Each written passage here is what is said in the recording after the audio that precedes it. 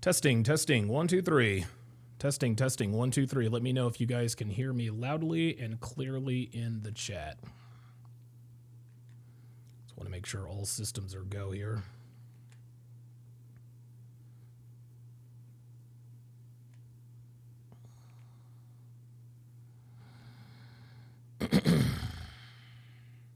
Very, very, very serious topic today.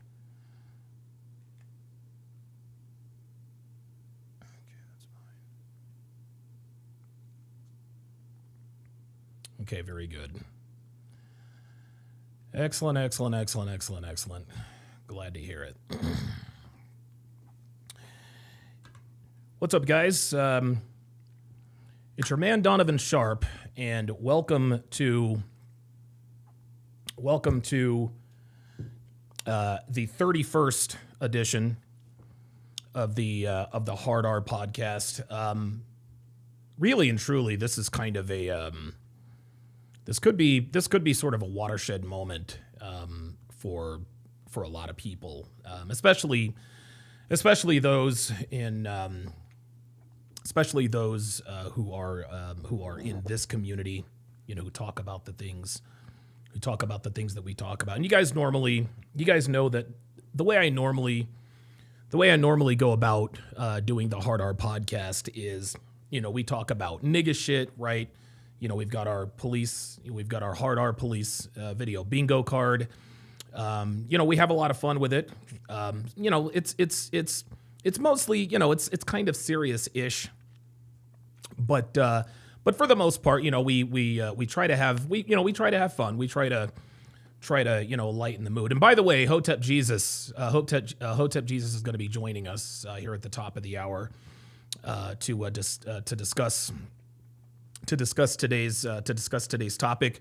I sent an invite to Myron Gaines because I know that he has some very strong opinions on this. I haven't heard from him. I haven't heard back from him, but I know that he's really busy. I know he's getting ready to do the whole Penn State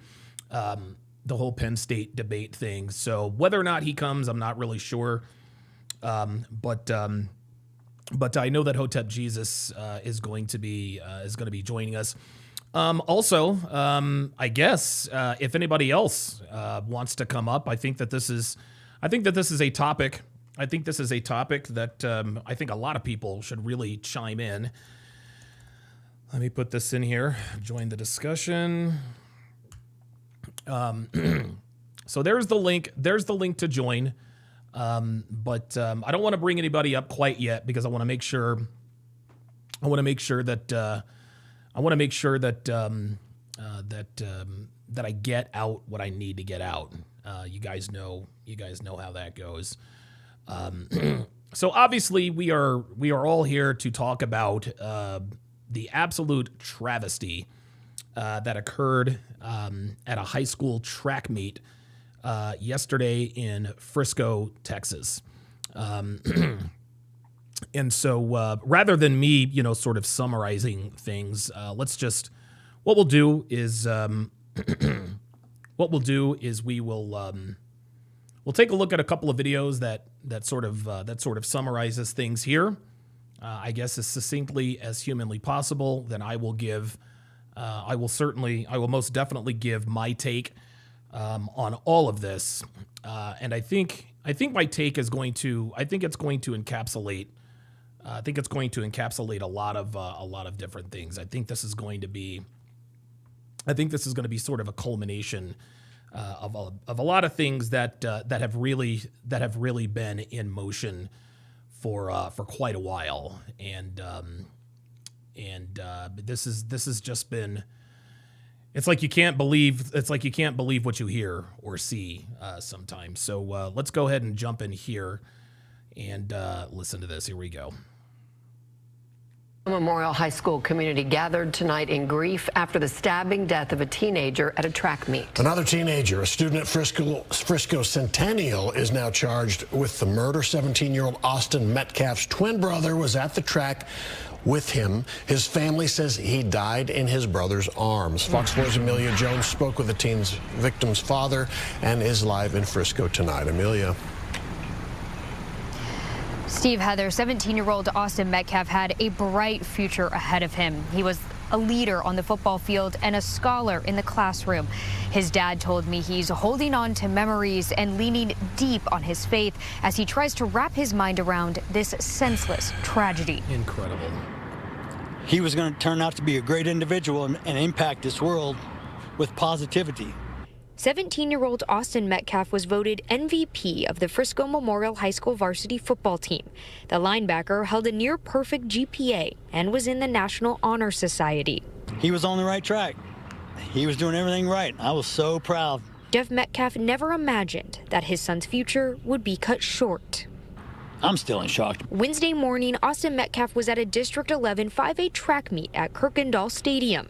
Around 10 a.m., Frisco police say 17-year-old Karmelo Anthony stabbed Metcalf in the chest after some sort of fight. Jeff Metcalf says it was Austin's twin brother, Hunter Metcalf, who tried to save him. And his brother was holding him, trying to hold the blood in, and he passed my son. Oh my God. Watched his brother die in his arms. Unbelievable, dude. It's unclear how Anthony got the knife into the meat or what exactly led up to the fight. Anthony is now facing first-degree murder charges, and Jeff Metcalf It was the best weekend ever. is only left with memories. I was able to watch and be blessed so much. But having both my sons are amazing. When Jeff Metcalf was diagnosed with cancer 9 years ago, his boys were his strength. Now cancer-free, it's his faith that's keeping him strong. And when I kissed his forehead today, as his body was cold, I ran my fingers through his hair. I told him it's not goodbye. It's see you later. I'll join you at some point too, son. You just beat me to this place. Wednesday night, the family's church opened its doors for the community to gather for a prayer vigil to honor a young man whose life touched so many. But I know he's with the Lord. And I take comfort and peace in that. In our conversation, Jeff mentioned that he hopes his son's death brings changes to security so no other parent has to go through this. Memorial High School will honor Austin tomorrow during second period, and counselors will be available for any students or staff who need it. Okay, so on February 12th, certainly don't want to watch that. So going to react to just going to play a couple of other videos regarding this. I'm going to play a couple of other videos regarding this. And again, guys, I'm going to have Hotep Jesus. Hotep Jesus is going to be coming up here at the top of the hour. That's going to be 3 o'clock Pacific, 6 o'clock p.m. Eastern Standard Time. Let me read off this super chat here. Cameron Ireland with the $2 super chat says, "Sorry, I'm late. I was thinking NBA Mello for a second." Yeah, you know, it's interesting. The kid's name is Karmelo Anthony, and the NBA Karmelo Anthony spells his name with a C. This kid who is charged with murder spells his name Karmelo with a K. Incidentally enough, NBA Karmelo Anthony was recently inducted into the Naismith Basketball Hall of Fame. So it's kind of, you know, it's kind of in between. So let's watch a couple of other videos regarding this. I want to watch the full video. I want to watch the full video of his father again reacting to this situation. Let's take a look and listen. Brother was holding on to him, trying to make it stop bleeding, and he died in his brother's arms. Insane. And I rushed up there, and I saw him on the gurney, and I could tell. They said he wasn't breathing. I could see all the blood. I saw where the wound was. Understandably still in shock, Jeff Metcalf says a precious memory was made just this past weekend when he took his twin boys hunting. That's where Austin got his first hog. Well, this morning at around 10, he rushed here to Kirkendall Stadium where the Memorial High School student athlete suffered a fatal stab wound during this track and field meet. Insane. Frisco police say a fight broke out between two students when one stabbed the other. More than 100 student athletes were participating in this meet. Fortunately, they were safely evacuated. Police arrested the suspect. He is 17-year-old Karmelo Anthony of Frisco. He is now charged with murder. Some students students unfortunately witnessed this deadly encounter and have been interviewed by police. Oh my God. Despite life-saving efforts, the 16-year-old victim died at the hospital. Austin, his father shares, was born 2 minutes before his twin brother Hunter, the two inseparable, as you can imagine. Austin is being remembered as an outstanding student at Memorial High, his football team's MVP, and a young man of faith. His father grappling with loss and forgiveness. I'm not trying to judge, but what kind of parents did this child have? Wow. What was he taught? He brought a knife to a track meet, and he murdered my son by stabbing him in the heart. Incredible. The guy was in the wrong place. They asked him to move, and he bowed up. This is murder. I don't know. I know they have someone in custody. Yeah, we do. And you know what? I already forgive this person. Already. Man. God takes care of things. God's going to take care of me. God's This dude's a better man than me. going to take care of my family. Better man than me. The victim's father says these two teens did not know each other before today. We do need to stress that police have not said what they believe led up to this deadly encounter. There is a prayer vigil tonight at 7 p.m. at Hope Fellowship Church right here in Frisco.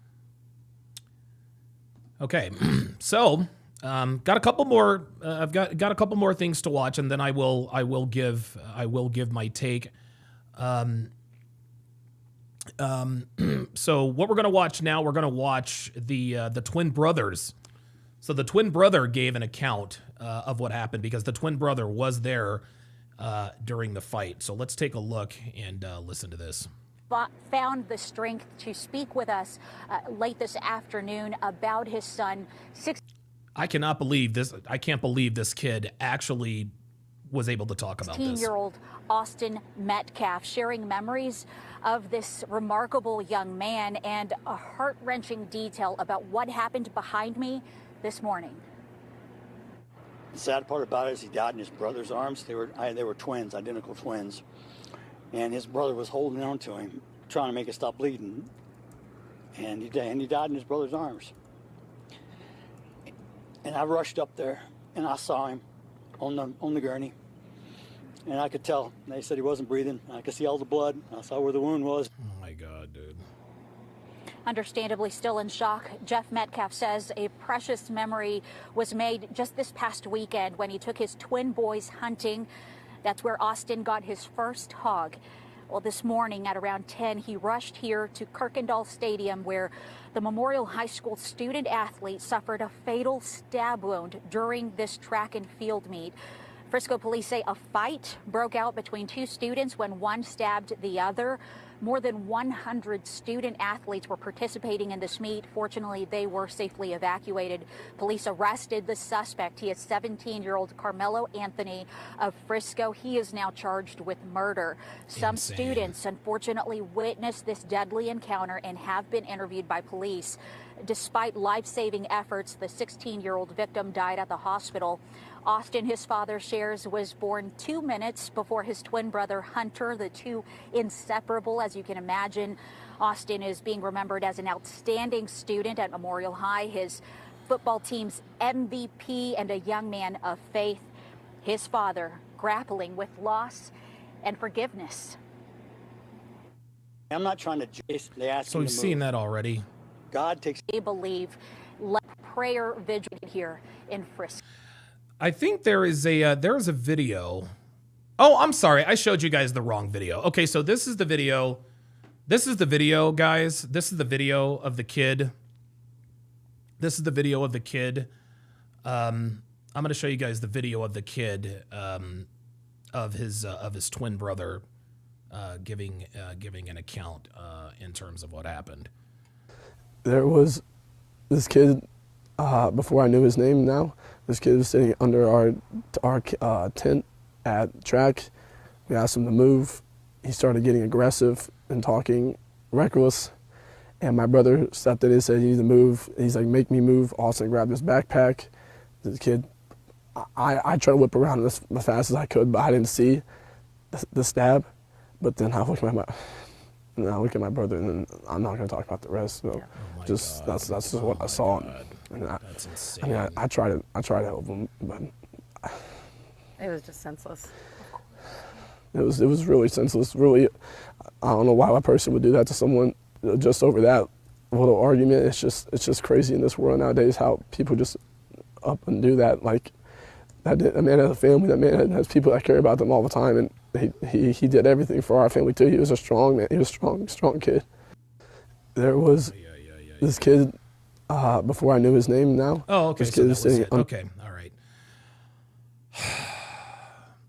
So, yeah.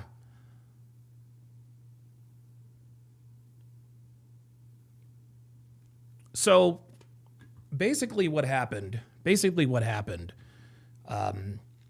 there was, I'll get into this a little bit later. Mason, with the $5 super chat, says straight ninja activity. Bet you his mama said he didn't do nothing. You know, it's interesting. A lot of you guys are,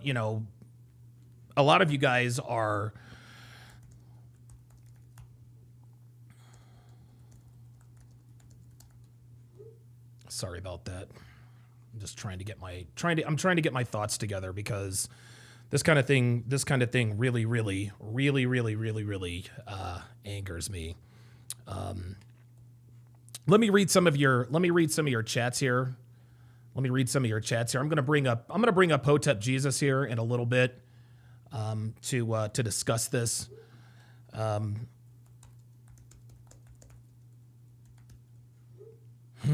Boy, this is really tough. This is really tough to swallow, guys.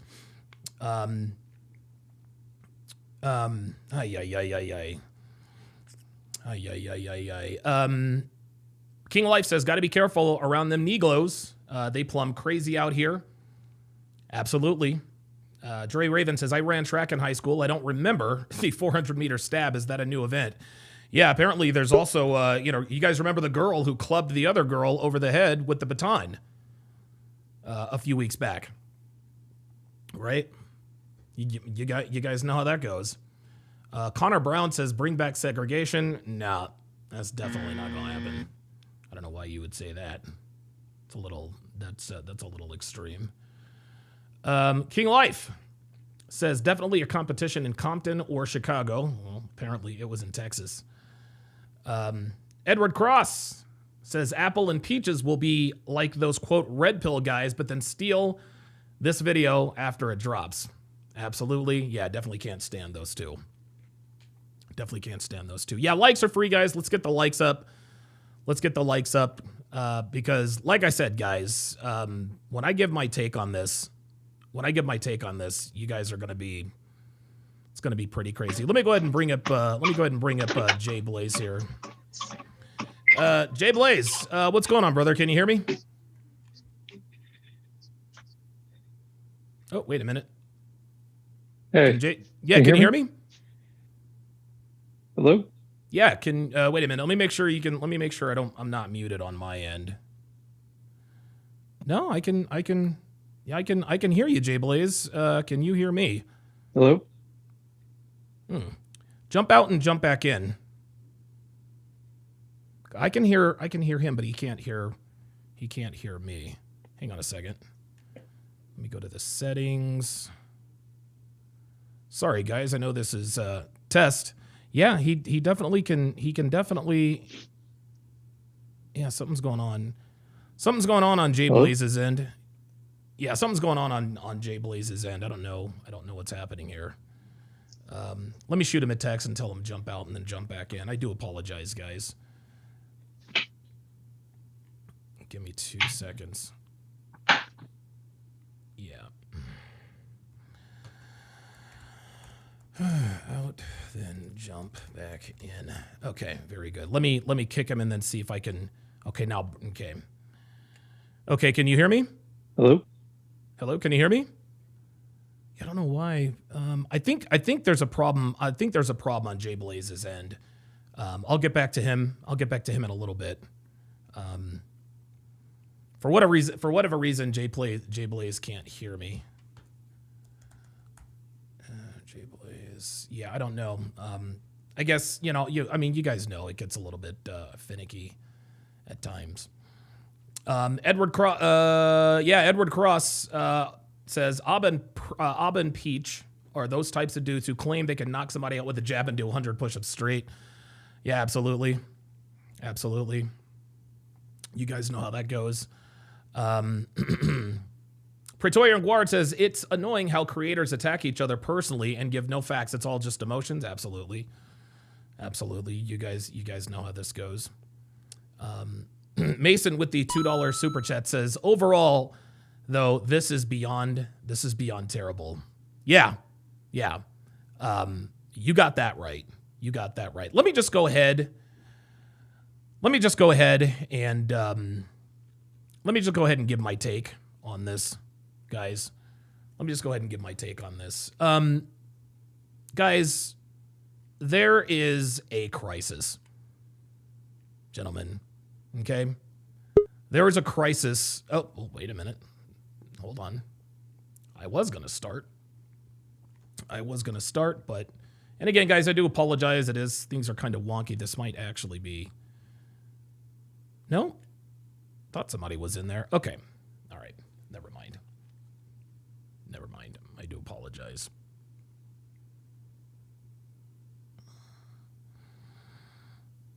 The Frisco Memorial High School. There we go. Okay. All right. Yeah, I'm not really sure what's going on with I might have to jump back out and jump back in, but either way, guys, let me just go ahead and give my take on this, guys. There's a crisis. We are facing a crisis, gentlemen. We are absolutely, positively facing a crisis. And there is a crisis among young black men. And, we don't like to talk about, these kinds of crises with young black men and boys, right? We don't like to talk about certain things in certain ways. Why? Well, then because you get accused. Oh, there we go. Yeah. The reason why we can't talk about these things, quote unquote, talk about these things is because people like me, we get accused of being racist, right? You get accused of being an Uncle Tom. You get accused of being a sellout, right? Then they like to come out and say, well, what about Brett Favre? And what about this example? What about Dylan Roof, who, ended the lives of a bunch of people at a church? What about this and what about that? So, hey, let's just ignore the crisis going on in the so-called black community. Because, hey, white people have problems too, right? White people have problems too. I remember a while back, Larry Elder, and I remember this very, very clearly. I remember Larry Elder made an appearance on The Breakfast Club. He made an appearance on The Breakfast Club, and I remember Larry Elder was sort of talking about the problems with the black community, this and that and the third, but then Charlemagne the God did something that a lot of people in the so-called black community love to do whenever somebody accurately calls out the fuckery in the black community. Take a look and listen. In Charlemagne, literally, they sent social workers door to door in the inner city. I remember this, advising women of the availability of welfare provided there was no man in the house. It created fair use. An economic incentive for women to marry the government. Same thing with whites. In 1965, 8% of whites entered the world without a father in the home, married to the mother. Now it's again fair use, and this isn't. I'm not gonna be very long on this. I just want you guys to hear this. About 25%, also up threefold. Look at census data: 1910, 1920, 1930, in places like Milwaukee, Chicago, Philadelphia. A young black kid was slightly more likely to be brought into a world with a father in the home, married to the mother, than a young white kid. We have incentivized this kind of bad behavior, and it's had a disproportionately bad effect on the black community. Let me ask you a question. What do white people do wrong? Let me ask you a question, says Charlemagne the God. What do white people do wrong? Nigga, what the fuck does white people have to do with this shit? This nigga didn't hear a goddamn thing Larry Elder said. Didn't hear a goddamn thing. Let me ask you a question. What do white people do? What the fuck you worried about white people for, nigga? That's the problem with niggas. That's the problem with niggas. All they want to do is turn around. What do white people do? Hey, white people got problems too, right? So let's not address the elephant in the room, right? You have a problem that needs to be addressed. There are problems that need to be addressed, okay? But as black people, we have a problem that needs to be addressed. And that problem is nigga culture. That problem is the so-called black culture. It's unbelievable. You guys know, we all know about the beef between Kendrick Lamar and Drake, right? They've been beefing back and forth. They've been, dropping, dissing each other, trying to have the best diss track in history and all that shit. Guys, the so-called black culture, all it really is about is disrespect. And this culture that has been imposed on us through hip hop, guys. Nobody can disrespect me. Nobody can talk shit about me. And if somebody disrespects me, I gotta react. I gotta get in their face. I gotta disrespect them.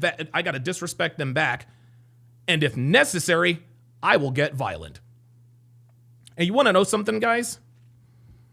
I am self-aware enough to understand that I used to fall in that same category. I used to fall into that same category. You guys know my criminal record. I have an extensive criminal record. Thank God most of it has been expunged. But guys, I used to fly off the handle all the time. I assaulted 2 men over a fucking pizza. Why? Because I didn't want to be disrespected. Why? Because I had no emotional control. Dude, even to this day, I still struggle with it. Now, it's been a while since I've been arrested, obviously, right? But I still struggle with it. And listen, it's nobody's fault but my own. Listen, I am not going to sit here and I am not going to sit here and make excuses as to why my life and criminal history is the way it is. Do not care. I don't care. The decisions I made were mine and mine alone. However, it would be disingenuous of me to not at the very least acknowledge the fact that being raised by a weak present absentee father who didn't teach me the importance of stoicism and emotional control didn't factor into my decision making at some point in time. Just like Cooley said on his podcast the other day, he grew up without a father. He had to learn how to be a man all by himself. And you want to know something? Most black men like myself who grew up with a weak or absentee father, we don't get to this point. We end up either dead or in prison. And I'm going to tell you what, I've been close both times, guys. I have been close both times. And look, guys, I'm not the most religious person in the world, but I'll tell you what. I can't really think of an explanation as to why I'm still a free man today, other than the fact that there must be a God or God's looking out for me. I don't know. But the point is that most black men in my position, we had to learn the hard way. And unfortunately, when you have to learn lessons the hard way rather than them being taught to you, you make a lot of mistakes. And there are a lot of mistakes that can't take back. There are a lot of mistakes that really sort of scar you for the rest of your life. Okay, yeah. I had my 4 felonies expunged. Okay, but guys, I still have to live with what I've done. You guys don't think that I don't carry some sort of guilt around with me? You guys don't think I carry some sort of guilt around me for caving these guys' faces in because I got upset over a fucking pizza? No, man, that's not what you're supposed to do. This is not what you're supposed to do. But now all of a sudden, this kid literally stabs another kid to death. Why? Because he felt disrespected. Let me bring up Hotep Jesus here. Give me a second. Oh, okay. He wants me to. Oh, okay. My bad. Oh, okay. So Hotep wants me to. He wants me to email that link to him. Sorry, guys. Little miscommunication there. I remember when I had Hotep Jesus on the 6th. I remember. I remember he was one of the guys. Oops.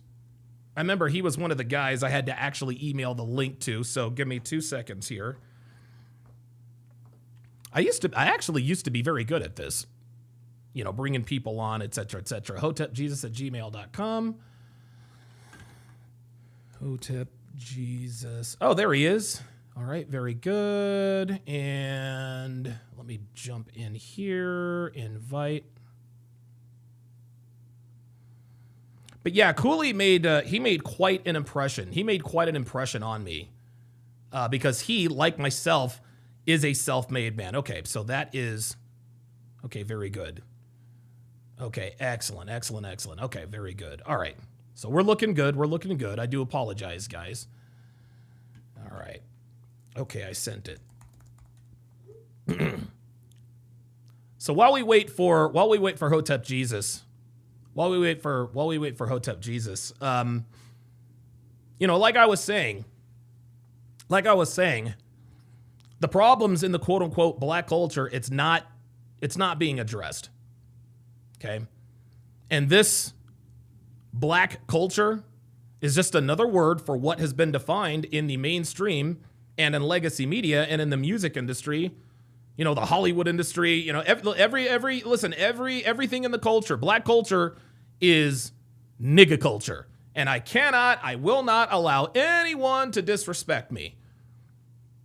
And I get to determine what is or isn't disrespect.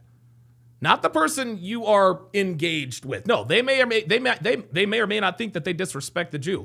But if you think you're being disrespected, you must now disrespect them in an aggressive manner.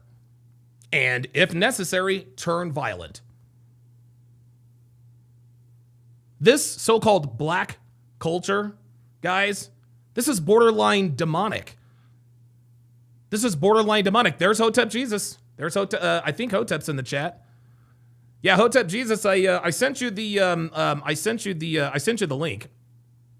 I sent you the link to hotepjesus@gmail.com. So whenever you want to come up, and also Hotep, the link is in the chat. But guys, this culture, to me, it's a culture of death, man.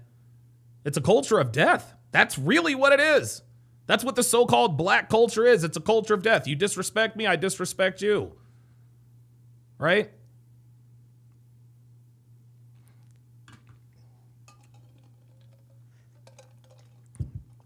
Just waiting for Hotep Jesus to come up here. You guys remember I recently discussed that Netflix recently did the 4-part mini-series called Adolescence. You guys remember Adolescence, right? Right, where they're trying to explain, you know, some 13-year-old white kid who unalived, you know, a young woman, and they're pointing and they're pointing to him like, look, it's because of the culture, it's because of the manosphere. It's because of the red pill. It's Andrew Tate's fault. Andrew Tate is radicalizing young white boys and making them violent towards young women and just making them angry and blah, blah, blah, blah, blah. We must stop it, blah, blah, blah, blah, blah. Now, there could be a shred of truth in there, in that there are a very minute amount of people who take the red pill message and then they take it to the extreme, right? The same could be the same could said really about all religions. I mean, listen, they're extreme Christians. Listen, more people in this world, in my opinion, have died. More people have died in the name of religion, I think, than really for any other cause, right? You know what I mean? But guys, the problem is that young black men, dude, young black men. I mean, dude, we're at a crisis, man. We're at a crisis. Okay? Young black men, they're emotional, they're out of control, and they think that they're being justified in being disrespectful, rude, and occasionally violent when they feel like they've been disrespected. Just like this kid. Out in Frisco, Texas. Oh, there we are. All right. We got Hotep Jesus coming up. All right, Hotep, can you hear me? Yeah, I can hear you. Can you hear me? Oh, perfect. Yeah, I got you covered. Very good. I had somebody else on earlier, but for whatever reason, they couldn't hear me. All right, Hotep. So listen, man, give me your thoughts on this, man, because I know that you and we've been friends for a while, and I know that we don't necessarily agree on everything, but you were the first person. You're the first person that I thought to really get a hold of because, like I said, I know that the two of us, we don't necessarily, agree on everything, but, I'm not opposed to, bringing on people who have, disagreements with me. So what is your take on this whole situation? Wait, why would I come to mind on this situation? What made you say, oh, I want to talk to Hotep Jesus about this? Why this? Well, because you're probably one of the smartest and most objective people that I know when it comes to this kind of stuff. And I know that I can, and I know me personally, I know that I can be a little bit biased, you know what I'm saying? And, I don't want to get it right. Or I'm sorry, I don't want to be right, Hotep. I want to get it right. So if there are any holes or anything in my philosophy, my mindset, whatever the case may be, I think I've known you long enough and I respect you enough to understand that any disagreements that we may have, whatever the case may be, it's going to come from a place of, you're not going to argue in bad faith, in other words, and I've watched you for years. So what's your take on this whole thing, man?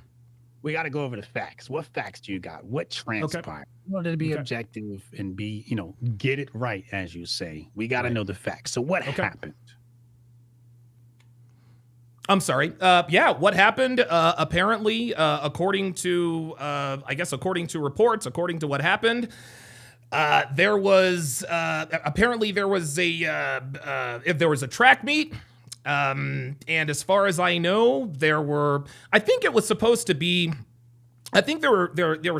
under some tent or whatever. I guess that was going to give them some sort of statistical advantage, whatever the case may be. And, one kid said, get out of my way. And, one thing led to another. And the black kid, Karmelo Anthony with a K, stabbed the white kid, Austin Metcalf, in the heart, and he died. Did Austin Metcalf ever put hands on the black kid? It's that's a good question. I don't know. I don't know if he put hands on him. I know from what I can understand, I think he picked up his backpack. I think Austin Metcalf told him to move out of the way, whatever the case may be, and he says, "Make me." Austin grabbed the guy's backpack and moved it somewhere else, and that's when the knife came out. Yeah. How old were they? Do you know the ages? Austin's 16, and Austin Metcalf is 16, and the other kid, Karmelo Anthony, 17. So basically the same age. Yeah, high school kids. So what's your question, Donovan? What questions do you have for me? I just want to know what you think, because I don't know, like, one kid stabs another kid. You would think that there would be, some sort of outrage or whatever. So, like I said, I just want to know what you think, because in my mind, there are certain people like myself who say, look, this is the problem with black culture, where, and again, I use myself as an example. And I don't know that you know this about me, but dude, I'm a 4-time convicted felon, man. And, my felonies have recently been expunged, but I'm self-aware enough to sit here and know and understand that my felonies are my fault. It's because of my lack of emotional control. That's the reason why. And obviously there were some other factors involved, but I'm not going to sit here and blame anybody on, for my behaviors except for me. And so that's what I'm thinking. And I don't know anything about this Karmelo Anthony guy. All I know is that I can't imagine, and I'm not trying to say that I'm any better or worse than this kid, but I don't know. I can't. And listen, again, as a 4-time convicted felon, that would be me calling the pot calling the kettle black. You know what I'm saying? Like, I lacked emotional control. I paid the price for it, and I hurt some people. Yeah. All right. So one more question before we really dive into this. And as you said before, I usually argue in good faith, right? And Sure. Here, I'm not looking to argue. I just want to get clarity. Sure. Why do we need to have an opinion on this event? I don't know. Why not? That's my issue. I'm just like, for example, I saw this story this morning, right? And I do a daily show, 2 p.m. It's on Kick called The Griff Report. Oh, TGR, shit, man. right? Okay. All right. Good for you. And we cover money, finance, economics, the markets, crypto. And then after that, we talk about grifters, grifting, You still got the grifties, by the way? Yeah, we just had the grifties this past weekend. Amazing event. Good. It was absolutely phenomenal. Really had a really great time. We got to get you out there one year. And then after that, we talk about intersexual dynamics, right? Right. The manosphere stuff. So there's 3 segments to my show. This story didn't make any of my segments. In fact, I woke up this morning, did what I had to do, checked the timeline when I was putting the show together, and I saw this story and I just scrolled past it. I didn't think it needed my opinion, right? That's why I asked you. Okay. That's why, I was like, oh, that's why you asked me, hey, why did you reach out to me? Yeah, That makes sense. Okay. that's why I'm asking you, because when I saw this story, it was like something, a tragic event happened between 2 high school kids, and I saw the black spin, right? Like the whole, hey, look, black guy killed white kid. And I was like, oh, Sure. okay, some more woke right shit. So I just scroll past it because I don't feed energy and attention to that. So that's why I was asking you, why did you think this story needed an opinion, and more particularly my opinion? Yeah, because I knew that, I don't know, man. It's to or me, anybody's. Why does it need? Why are we discussing? Well, you in particular, event? like, yeah. Well, the reason, I don't anybody, know. forget me. Like, why to why do we need to have an opinion on something tragic that happened? Because there's this event particularly, because this is going to happen thousands of times throughout this year, right? This isn't like something that doesn't happen. Okay. Yeah. So you're asking me why I should have an opinion on this? Not you, anybody. Well, I can't speak for anybody. I think the reason why, me in particular, the reason I have an opinion on this is because I don't want to say, because I don't know anything about this Karmelo Anthony kid. I really don't. But I think to a degree, I think I used to be him, man. Now, not to the point to where I'm, stabbing somebody to death. But dude, like I've been in some pretty violent altercations, and I can, and in hindsight, I know that I was definitely accountable in that. I'm never going to be the guy that says, well, he started it or da-da-da-da-da. Now, in some cases, was I being tried, whatever the case may be, sure. But in more times than not, Hotep, I should have just walked away instead of reacting the way I reacted, I guess. And I think, I don't know, I guess I identify with someone who clearly has the lack of emotional control. Yeah.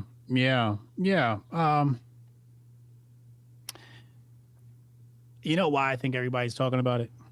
Why? Because a black kid did something to a white kid. Okay.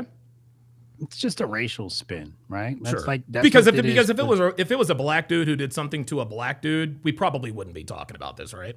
And if it was a white kid that did it to a white kid, we wouldn't be talking about it. Right. Well, I'll tell you this too.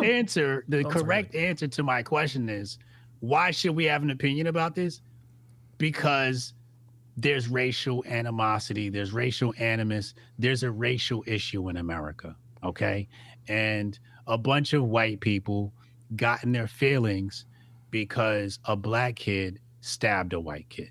So now it's black men are violent, 13 and 50 or 13 and 60, whatever it is. And, white people are under attack. That's what I saw on my timeline this morning. Oh, wow. Okay. Right. Right. That's what a bunch of people said, right? So it's just like, so we're talking about this not because we care about violence in schools. We're not talking about this because we care about the family. Oh, okay. We're talking about this because a black kid killed a white kid. It's about race. And this thing is what I call the great black grifting. Okay. And basically, okay. It's called the great black grifting.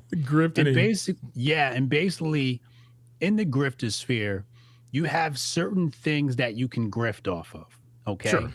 And those things are going to get you a lot of clicks and a lot of hits. Well, the great black grifting is the greatest thing to grift off of.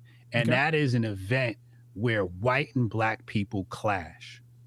Okay. Gotcha. Okay. And where white and black people clash, you get the most views. So usually people flock to those stories to go and grift off of the story, right? Gotcha. So in this case, what we're dealing with is the great black grifting, and it has so much power. Anytime you can put black and white people at odds with each other, you get clicks, it moves the needle. You get conversation, it moves the needle. Moves the needle. Right? Yeah, that makes sense. Yeah. So when I see stories like this, my issue is it's not as simple as having a conversation about it. Okay. What we're talking about is massively changing the trajectory of history. Okay. All right. This is the white Trayvon Martin. This is the white George Floyd moment. Okay. Wow. Whoa. You really think so? That's what we're dealing with here. Okay. This thing has the ability to make race relations have more attention. Okay. Right. And this is why I say we have to be responsible when we talk about these stories, because we don't want to add to any more racial conflict. Okay. All right. Right. We don't want to feed into, because that's what they want us to do. They want us to say black boy bad, white boy innocent. And we don't have the facts. None of us were there. We don't have video footage. Right. I had a caller. It's just hearsay, right? It's just hearsay, right? Yeah. But I had a caller call in and say, the twin brother was in on it. And I'm just like, whoa, like, it can get really crazy, right?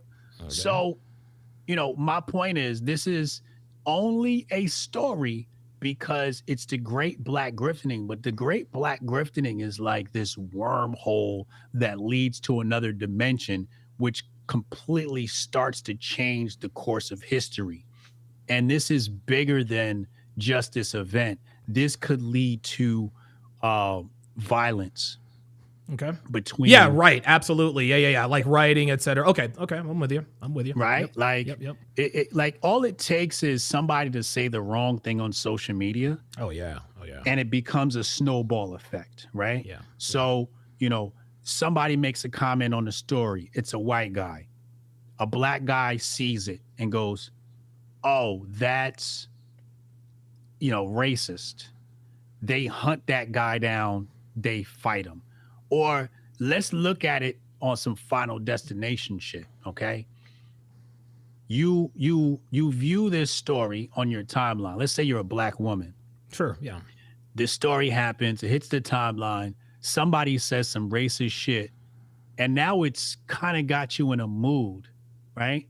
So now that black woman is in a certain mood, and that trickles down into whatever's happening in her household. It could lead to an argument with her husband or her children. Right. And then there's trickle that down ripple effect from there, right?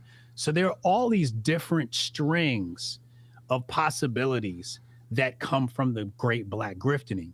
And that's why, when I woke up this morning, it was time to put together my show. And I always see these things. I try not to create another string of possibilities. I try to create a string of possibilities that lead to positive things in people's lives, right? And I try to be very responsible with my rhetoric and how I speak. So when I saw this story, I didn't want to hop in and just say, he's bad. Gotcha. This, that, and the third. Okay. All right. I'm with you on that. Okay. Yeah. So, we gotta be careful with how we talk about this stuff, because one false move could just, incite so much. Not even a move. It could really be one false word, really. You got to understand that, this is what the control design wants, right? They need that divide between white and blacks for that divide and conquer dynamic. They need this so we're not watching them, right? So, for example, are you familiar with the Stablecoin Act? Oh, no. Okay. The House literally yesterday passed the Stablecoin Act. And I don't know if you know this, but this allows all types of like geofencing for, financial activity and just another plethora of financial possibilities, Fourth Amendment violations, but nobody's it's a tapestry, talking right? about that. Yeah. What's that? Right. It's like a small string and a tapestry of. It's this Stablecoin Act that just passed in the House is akin to a CBDC. In fact, the Richmond Federal Reserve calls it a synthetic CBDC, a stablecoin. And I don't want to get too far down the rabbit hole, but what I'm saying is, while they are passing legislation, the poor, the middle class, the rest of us are arguing about an isolated incident. In a grand scheme, this is a very minor incident. What happened? It's major when you zoom in. A kid was murdered. That's major. But when you zoom out, there are so many other things going on in the world. You have to start to prioritize where your discussion leads and what it is that you talk about, right? Okay. All right. This event that happened with the kid is not going to affect your life. It's not going to affect mine. But the Stablecoin Act is going to affect all of us, right? Trump's tariffs, big story. That's going to affect all of us, already is, right? This is a wealth accumulation moment, right? That if we don't catch this moment while the stock market is low and buy low, and when it comes back and sell high, like this is when wealth is created. So instead of talking about these things, we got to talk about this great black rifting moment, right?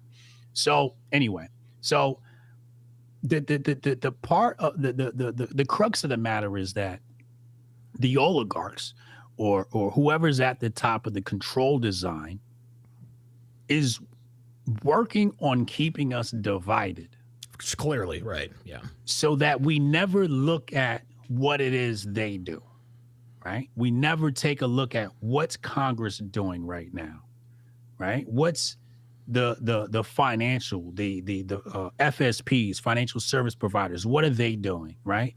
MasterCard is, doing something with digital assets now. Brazil just passed the Stablecoin Act. There's so many things that's happening globally right now. I do remember that. Yeah. Okay. Yeah. Right. And that's so the oligarchs can create this fence around us. Right. But if we united, right? If we stop saying a black kid killed a white kid and just said a teenager killed a teenager, that destroys the story. Right. The story is no longer a matter that needs to be discussed for some reason. It's almost like they're financially incentivized to sow the seeds of division, in other words. Is that what you're saying? That's part of it. That's definitely a part of it. Okay. I mean, think about it. George Soros is waiting for a moment like this. Oh yeah. Right? So you're thinking about right now, right? I'm thinking about when the case goes before a judge and details come out and say the white kid put his hands on the black kid first and the black kid is claiming self-defense, but the black kid loses the case. What happens now? George Soros sends his protest goons out, right? And now we are back rejuvenating the Democratic Party, which we don't want to see anymore. So we're actually breathing life back into the Democratic Party. We're breathing life back into the liberals at a moment when we've won our country back and we now have an opportunity to change the course of history for something positive. We are regressing as a nation and going back into the Black Lives Matter plan. When we could all say, listen, we're going to throw some bread at this family. A teenager killed another teenager, and we're going to move on. But that's not what we're doing. We're complaining about black versus white. And the Democrats are going to use this. If this kid goes down, the Democrats are going to use this and campaign on this and say the kid was innocent. Whether, and I'm not here to be the judge on whether he's, guilty or innocent. I wasn't there. Right. That's up to the judge. It's up to the courts. It's up to the jury. But at the end of the day, this is bigger than what's happening right now. This can spiral and snowball and become so many things that will be used politically. And as I've said before, and I'll say it again here on your show, the Democrat recovery program is built into the right wing. The Democrat recovery program is built into the right wing because they're waiting for stories like this, for people to come out and say racist things so they can come back around next election and say, remember that story of that kid, Karmelo Anthony and Metcalf? Yeah. Remember those things the right wing said? You don't want the racists in office, do you? At a moment when we're pulling black voters away from the Democratic plantation at the highest rate ever. Now we want to regress and go backwards and give them something to campaign on. That is not logical. So let me ask you this, because I got a couple other people that have got, well, that may or may not join. You're actually like I said, you're the first person I thought of, and that's one thing I respect about you, man. No matter what I talk about, you're always like, yeah, let's do it. What do you think is what is the most responsible way to cover a story like this? Because let's keep it real, Brian. You got to think about end game. But about who? About what now? You have to think about your end game. Okay. Right? Okay. Like, what is your end game? Is your end game to go viral? Is it to excite your crowd? Or is your end game designed to bring about peace? Right? Okay. Hotep literally translates to peace, right? Satisfaction at rest. So is it designed to, to put this simply, is it designed to put your people in a high vibrational state or a low vibrational state? Okay. Is it designed to bring about love, or is it designed to bring about hate? Rage. Now, there are times you need to incite some motherfucking hate. Of course. Okay. Sure. Yeah. I'm not one of those guys. Okay. Ain't no, Starbucks notwithstanding, right? Yeah, correct. But what I'm saying is, when you look at this story like this, you've got to look at history and look at the future and say, where is this going? Right? Like when I see a story like this, I don't see the story. I immediately project myself into next week, next month, next year, next election cycle, and say, how does this story affect us? Okay. Right? And like, so, and when I speak about this story, how do I want my people, my viewers, how do I want them to walk away? Okay. What emotion, what thought do I, because we have a tremendous amount of responsibility with our platforms, right? So, do I want my people walking away smiling, or do I want them walking away like, what is the call to action? Yeah, right. Gotcha. Like, what do you want people to do? You want them to go online and fight with others, or do you want them to walk away from this, rising above the fray? Right. And looking at everybody else having this conversation and arguing and going, they don't understand the play here. I do. Okay. So let me observe and move accordingly, right? Yeah. So you have to zoom out and become the watcher of this thing, because none of these stories become stories by accident. Sure. Right. Okay? Of course. So, right. At some moment, there is a play here by somebody that blew this story up and made us care about right. it. Absolutely. There's clearly an agenda somewhere. Yes. Okay. So, but at the end of the day, like, you have to know yourself. What is my end game? How do I want to make my viewers feel? What do I want them to do after I discuss this? Okay. Right? How do I want them to feel?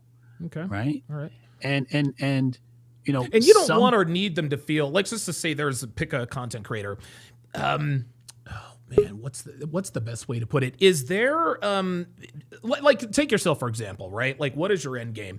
Do you have different end games depending upon the subject matter? Because some people's end game is just to sow seeds of hate and rage and all this other kind of stuff, and then some people, their end game is to educate people and to maybe have them make their own decisions, and then some people just want everybody to be peaceful. So is it static? Is it dynamic? Or I mean, I don't know. What do you think?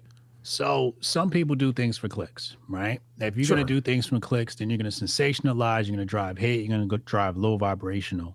That's the actions. grifting. That's the grifting, right? That's the dark side of the grift. There's a positive side of the grift, but there's a dark side of the grift. The dark side of the grift is going to leave their people unfulfilled of enlightenment.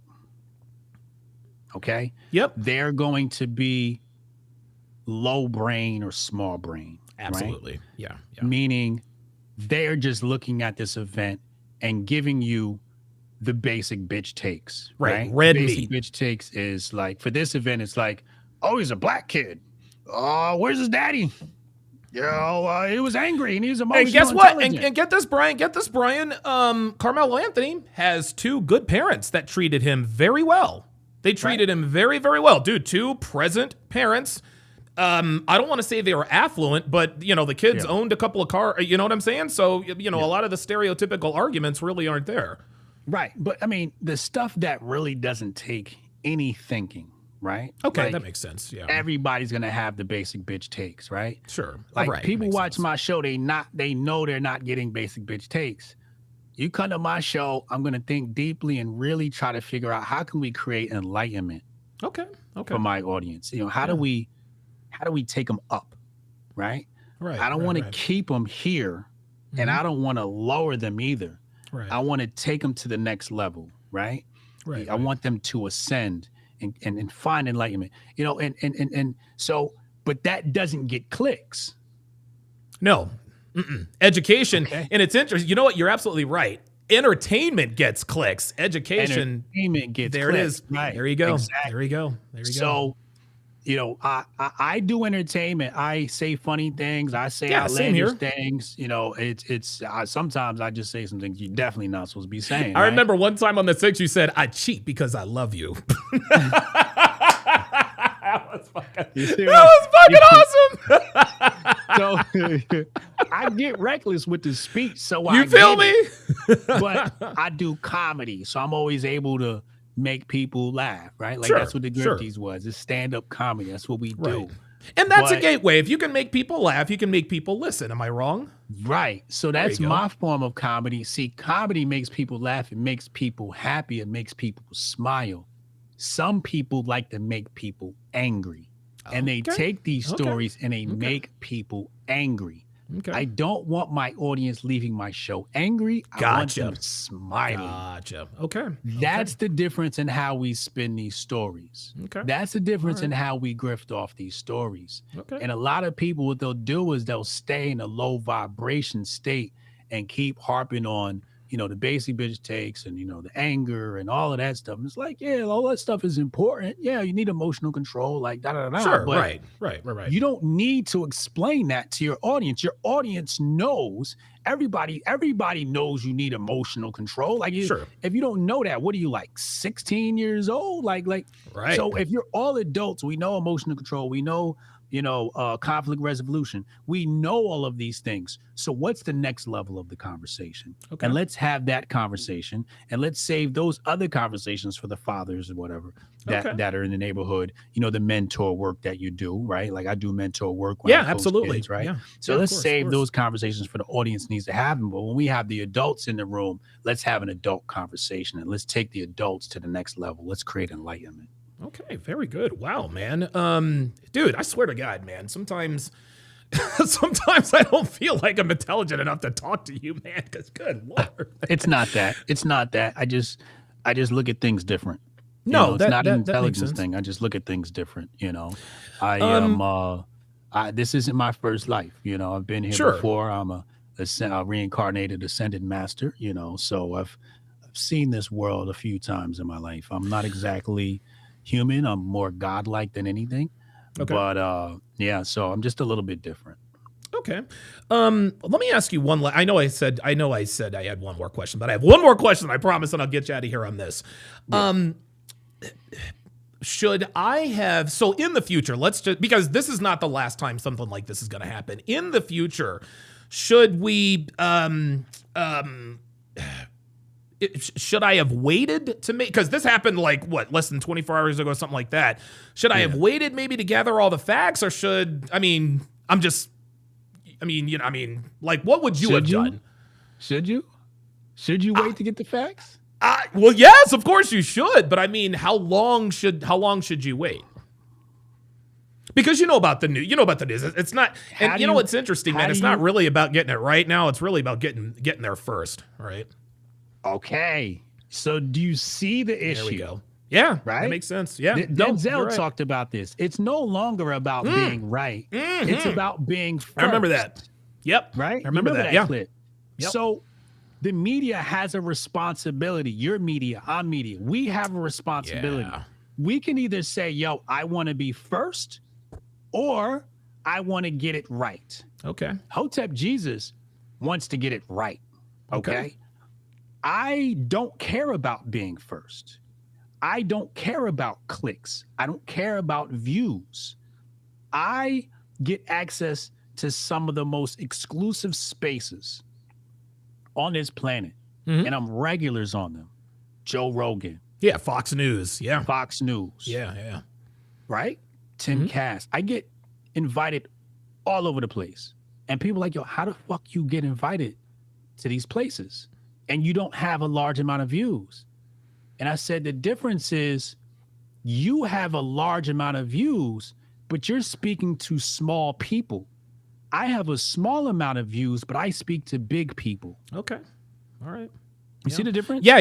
That makes perfect sense. Your audience is never going to be as big as the rage merchants of the world. Correct. The rage merchants of the world talk to small people. The people that watch my shows make decisions. These are CEOs, CFOs. Sure. I have my following has some of the most important people you will ever meet on the planet. I remember you, dude, you rub elbows with people who are worth 6, 7, and 8 figures, startups, entrepreneurs, things of that nature. Exactly. There is not, I don't know, the people you roll with, there's just not that many. My Facebook ad account got suspended. I sent one DM, it was unsuspended in less than an hour. You can't even get somebody at Facebook. I say, yo, my Facebook situation is fucked up. Can you get this unsuspended for me? Yeah, hold on a second. And this individual is in a group chat with a bunch of people that are just powerful. It's just a group chat of powerful people. He made one phone call and my shit came back. So these are the decisions we can make. We can talk to small people and have small conversations, or we could talk to big people and have big conversations. I talk to big people about big people situations and big people concepts. It's big brain content you get from me. And that's why I draw the people I draw. I don't get the viewers of people's shows. Their producers watch my show. When I go on a show, the producers that produce these shows that are way larger than mine, the producers go, you're my favorite content creator. I love your shit. I watch your shit all the time. Producers, I make content for the tastemakers. I don't make content for your average mind. I don't want the average mind, because the average mind is derelict. It's feeble. It's fickle. It's inconsistent. It's undisciplined. It's impatient. Right? Yeah. It wants to be fed negativity. Yeah. You see what I'm saying? Yeah. I don't want those people. I want mature people that come to have fun, and we can just be adults, right? Okay. Yeah. I want to be a childish adult, right? We're going to have a lot of fun. We're going to bring out the child in ourselves. But at the end of the day, we're all fucking adults, okay? That's right. So I watch people come and they do the rage bait thing. And what happens is they become content on my show. And I go, look at the kids playing. And then the big kids laugh at the little kids. And then we have a big brain conversation about the effects of their behavior. Gotcha. And how that's going to change the landscape of America. Who's calling the shots? Where is it coming from? Why is this bot traffic? How does the bot traffic work? What type of software do they use? What's going to change in the future because of this? These are the conversations we have on my channel. He is Brian Sharp, a.k.a. Brian Sharp. By the way, no relation to Donovan Sharp. He is Brian Sharp, a.k.a. Hotep Jesus. Listen, man, tell the people where they can find you, man. You mentioned that you have a show on Kick. Give us the rundown where you are. I'm on Kick daily. Yeah, kick.com daily, kick.com/The Grift Report. We talk about all these grifters we were just talking about. Kick.com/The Grift Report. I'm there Monday through Friday, 2 p.m. Eastern. You can access that right through my website at hotepjesus.com. Excellent. Hotep, man, thank you for making time for us, and thank you for making an appearance on such short notice, man. I appreciate it. Yeah, I'm sorry to destroy your viewers here. I know they wanted me to say something small brain, but I apologize, bro. No. That's my job. That's all right, later, bro. Job. All right, man. Take it easy. So listen, man. Hotep Jesus, obviously he's one of the. You know what? It's interesting. I've always looked at Hotep, and don't worry, guys. I'm gonna give my take on this. Hotep Jesus, for my money, he's probably intellectually one of the smartest people I know. Like his intelligence is up there with Kevin Samuels, a guy that I used to know by the name of Kerry Smith, et cetera, et cetera. And this is why when I invited him to the CME, I wanted him to focus on intellect, like intellectual, right? And so this is the reason why I brought him in here. Be that as it may, guys. I was not going to make this I wasn't going to make this a black and white thing. I was actually going to make this a black culture thing. A black culture thing. And so, okay, let me, so what I'm going to do now is I'm going to answer a bunch. I'm going to read off the super chats. Then I'm going to give you guys my take. We have all sorts of people, in the chat. I don't know what Reggie Crockett said. Says, bruh, just reading the chat like crazy, like most, if not all of Donovan Sharp's audience are small-brained individuals. No, I think I have one of the, I think we really need to distinguish the difference between, small-brained and big-brained and all that other kind of stuff. My audience is not stupid, I know my audience isn't stupid. As a matter of fact, I think that my audience is probably one of the most educated in terms of interpersonal, sexual dynamics between men and women. And guys, look, I am not going to sit here and cap or front like I am on the same intellectual level as Brian Sharp, aka Hotep Jesus. Stephen A. Smith regularly says I'm brilliant because I know I'm not. So, listen, if you guys are, I know some of you guys came in here because Hotep came in here. The big brain thing, that's what he does. Hotep is smarter than I am. To me, he just has more intelligence than I do. That doesn't mean I think he's any better or worse than I am. But he and I are obviously very, very different people. So he asked me a very interesting question. He said, what is your end game? Now, Hotep's end game was, okay, my end game is I want to bring people to a higher level intellectually. I want them to sort of, be able to read between the lines and things of that nature. And, it appears that he and I are opposed on a lot of this stuff, which is fine. I can have disagreements. With friends. I have disagreements with friends all the time. But guys, what this comes down to, and I didn't think that, it's interesting. I didn't realize, and I guess I should have realized, that Hotep was going to take sort of a political viewpoint of this. I don't see this. I mean, I'm sure that there are some political, implications. But political implications notwithstanding, guys, this is the failure of the black culture. This is the failure of the so-called black community, man. Like, that's what this is. That's what this is, guys. Young black men, they're emotional, they're out of control, and they think that they are justified in being disrespectful. They think they're justified in being rude and occasionally violent when they feel they've been disrespected. Gentlemen, I'm here to tell you that is what took the life of Austin Metcalf.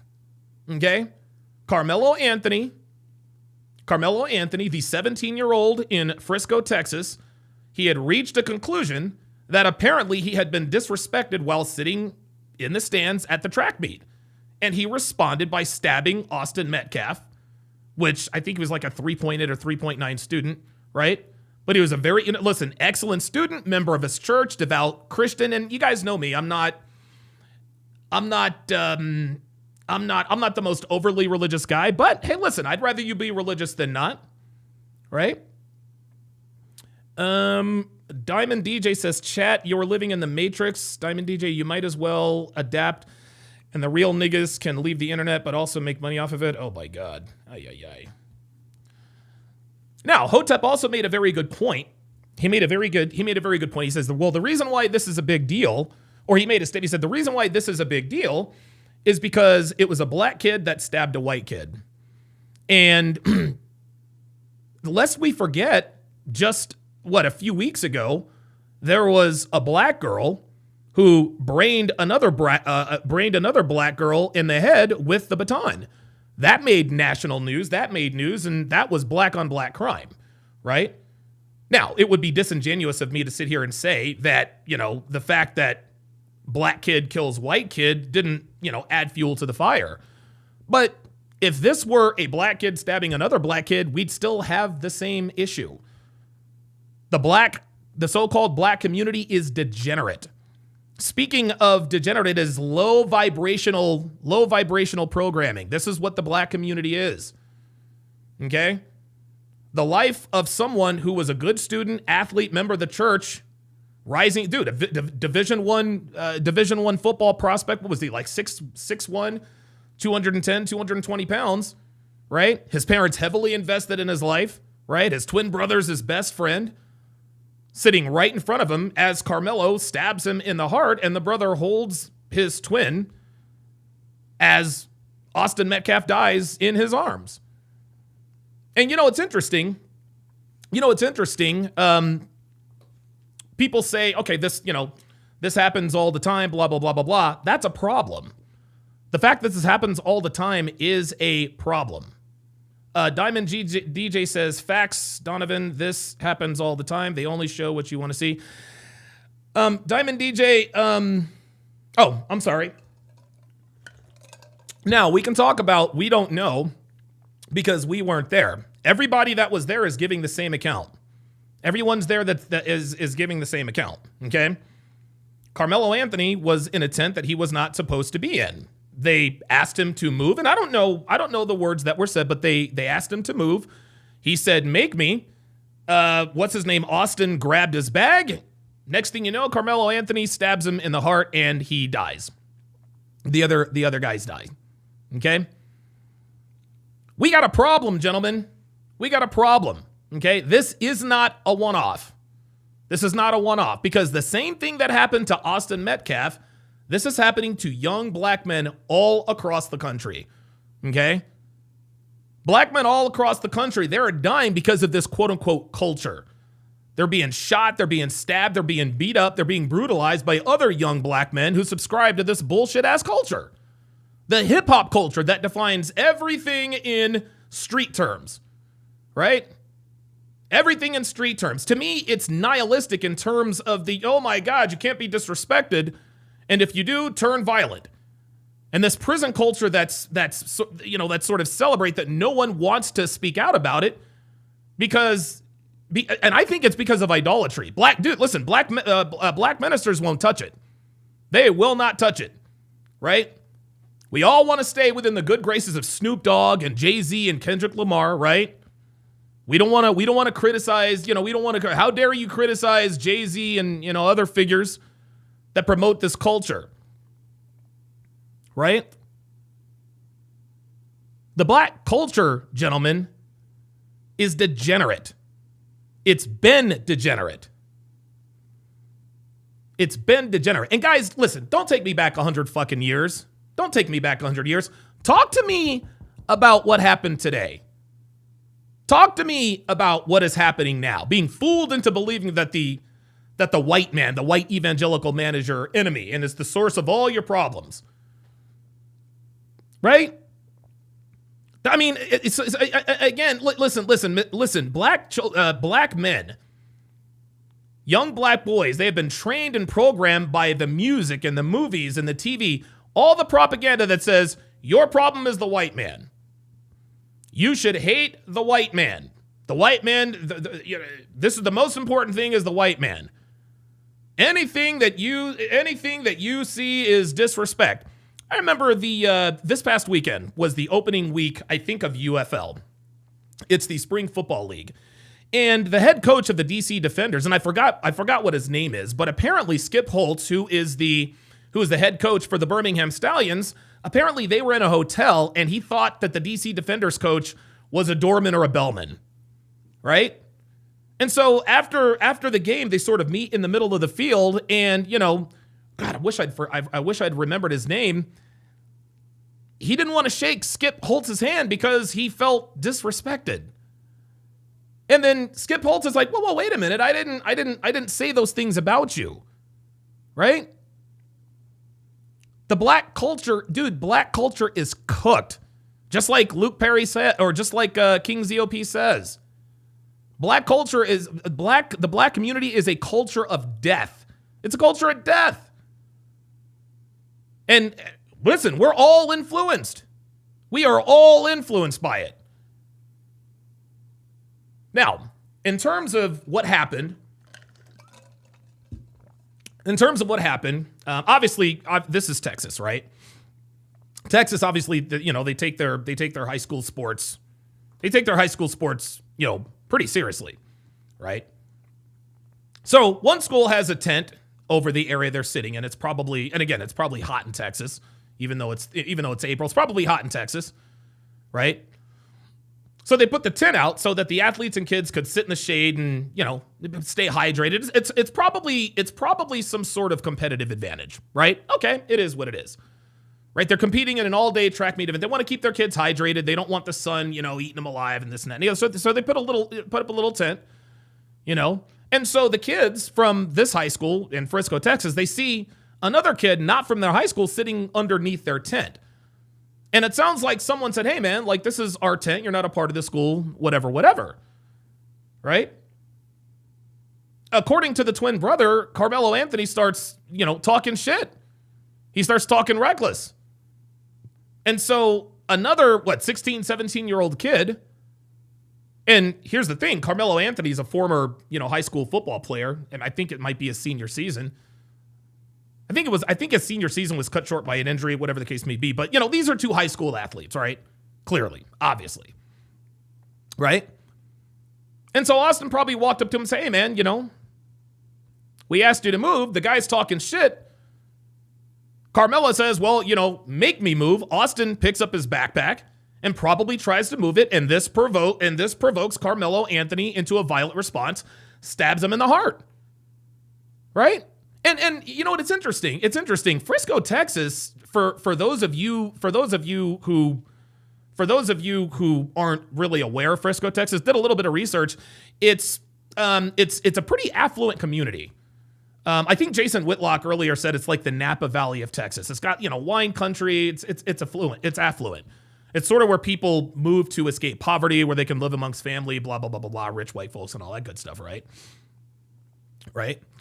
Well, both of these kids come from supportive families, one white and one black. And I know a lot of you in the community were thinking, "Hey, you know what?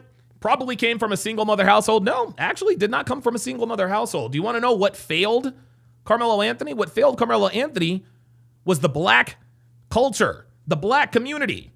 The hip-hop culture influenced Karmelo Anthony more than his parents did.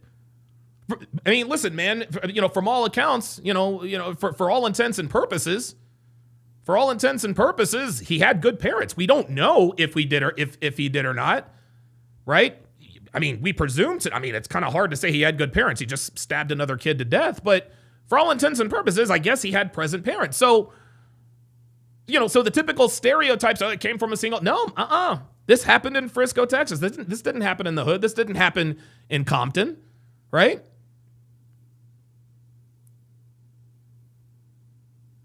But not both of these kids came from good families. Only one of them was defined by black culture. Black culture. And only one of them has to adhere to black culture. And what we define in black culture is super aggressive, right? Irresponsible. We smoke weed, right? Radical materialism. We're all flashy. It's easy to provoke us into violence, right? We don't tolerate any so-called alleged disrespect. Guys, that's what black culture is. And so when you hear all these people say, well, we're here to do it for the culture, this is what they're talking about. Okay? This is what they're talking about. They've accepted the Hollywood and the music industry definition of hip hop, the definition of black culture. They've accepted that and they try to live up to it. And it's interesting. I would show this picture. But, it's YouTube. But I've seen pictures of Karmelo Anthony posted up with some, with machine guns or M16s or AK-47 or some kind of AR-15, giving people the finger. And I'm like, wait, what? Wait, huh? What is this kid doing with an AR-15? This kid lives in an affluent community, right? Karmelo Anthony's got some white friends out there. He's in the Frisco area. He's not somebody who's going to be, sitting around doing this kind of thing. No, the problem is that Karmelo Anthony has been programmed and radicalized in a way that he does not understand. And guys, adults, Gen X, we have allowed it. Gentlemen, we have allowed it. We have co-signed all of this debauchery. We've co-signed all of this buffoonery. All of this ridiculous, this degenerate culture in the form of music that we've celebrated and called our culture. And guys, listen, I'm as guilty of it, or I'm as guilty of this as anybody, right? I was proud of it. I embraced it. I mean, dude, who didn't remember the NWA, right? Niggas with attitude, right? But guys, this is insanity. This is a mass psychosis that is killing and ruining and destroying children of the black community. And it's spilling out and harming other kids. It's no longer just harming black kids. White kids are getting caught up in this shit too. Right? And so we can sit here and say, well, I wasn't there, so I don't know. Why would Hunter, Austin's twin brother, lie about what happened? Why would he lie? Why would he lie and give a false account of the story? No. I believe that listen, there was no video, whatever the case may be, it's all hearsay, but why would Hunter lie about this? Why would he lie about this? Right? Now, here's the thing. The defense will try to come to some sort of, argument to sort of justify what Karmelo Anthony did here. Okay?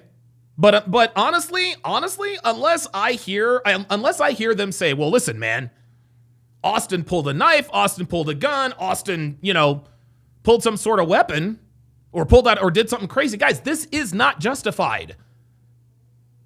Okay?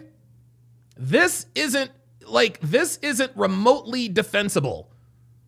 Someone saying, hey man, you're sitting in the wrong spot, this is our tent, and then you get up, you start talking shit and make me move. He grabs your backpack. Guys, that does not justify stabbing him in the heart. Doesn't justify stabbing him in the heart, man. It just doesn't. It just doesn't. Let's see here. Mr. Hill says, what are you going to do about it, Donovan? So are you telling me that you disagree with my take here, Mr. Hill? Yeah, we talk about niggas here. We talk about nigga shit. Karmelo Anthony acted like a nigga. That's what it is. Karmelo Anthony acted like a nigga. Realway says everybody got guns in Texas. Yeah, everybody's got guns in Texas, but not everybody posts up. Right? Rack 90 says that's why the BET and the CMA awards are totally different. Yeah. One's a degenerate culture. That's the problem. That's the problem. LDN says Hothead is part of the who's Hothead? Wait a minute. Yeah, listen, I know that there are a lot of you who are probably watching me for the first time who probably disagree with my take. I don't give a fuck. I don't give a fuck. You motherfuckers in the chat who disagree, you guys can kiss my ass. Man, you guys can kiss my fucking ass, dude. Dude, I'm gonna tell y'all what, the black culture is cooked. The black community is fucking cooked. It's cooked. It's Truth Media says, what's white culture? Why are you worried about what white people are doing? See, there we go again. See, that's nigga shit. That's nigga shit right there. That's nigga shit right there. Anytime you tell the truth about black people, black folks, and the nigga shit they do, what's the first thing they do? Well, what do white people do? The fuck's that got to do with anything? No, this is the black community is a cesspool. What the fuck's that got to do with what white people do, man? Well, what's white culture? I don't know. You tell me. I swear to God. I swear to God, man. Yeah, listen, y'all can come up and disagree all you want to. You guys can come up and disagree all you want to, and you guys can try to spin, weave this and that and the third. The bottom line is the black community is fucking cooked, bruh. The black community is fucking cooked. And you guys know it. You guys know it. And then Netflix comes out with this mini series. Yeah, it's Andrew Tate's fault. The Manosphere did it. Are you kidding me? Seriously? Both of these young men, their adolescence has been taken from them. Austin Metcalf is dead, and Karmelo Anthony is probably going to serve a fairly long prison sentence. Both of these young men, if we're going to keep it Netflix, had both of these young men had their adolescence stolen by a culture. Stolen by a culture. And nobody really objects to a culture that's preached in the music, that's preached in movies, that's preached in television shows.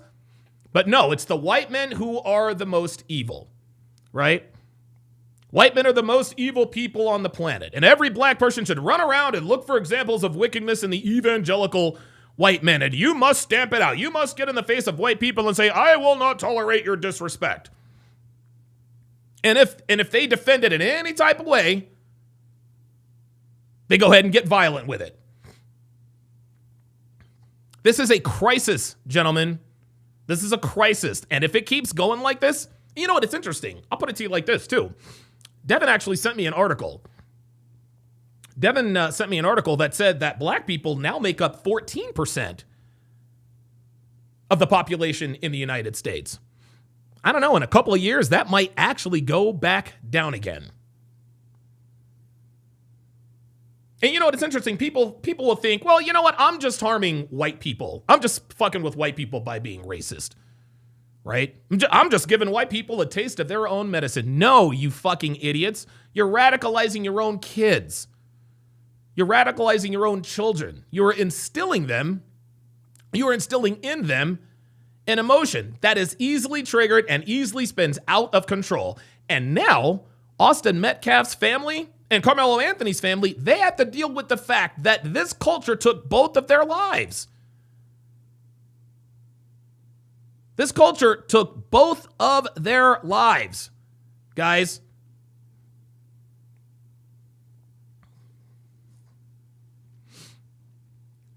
Let's see. Matt is being disingenuous. Let's see here.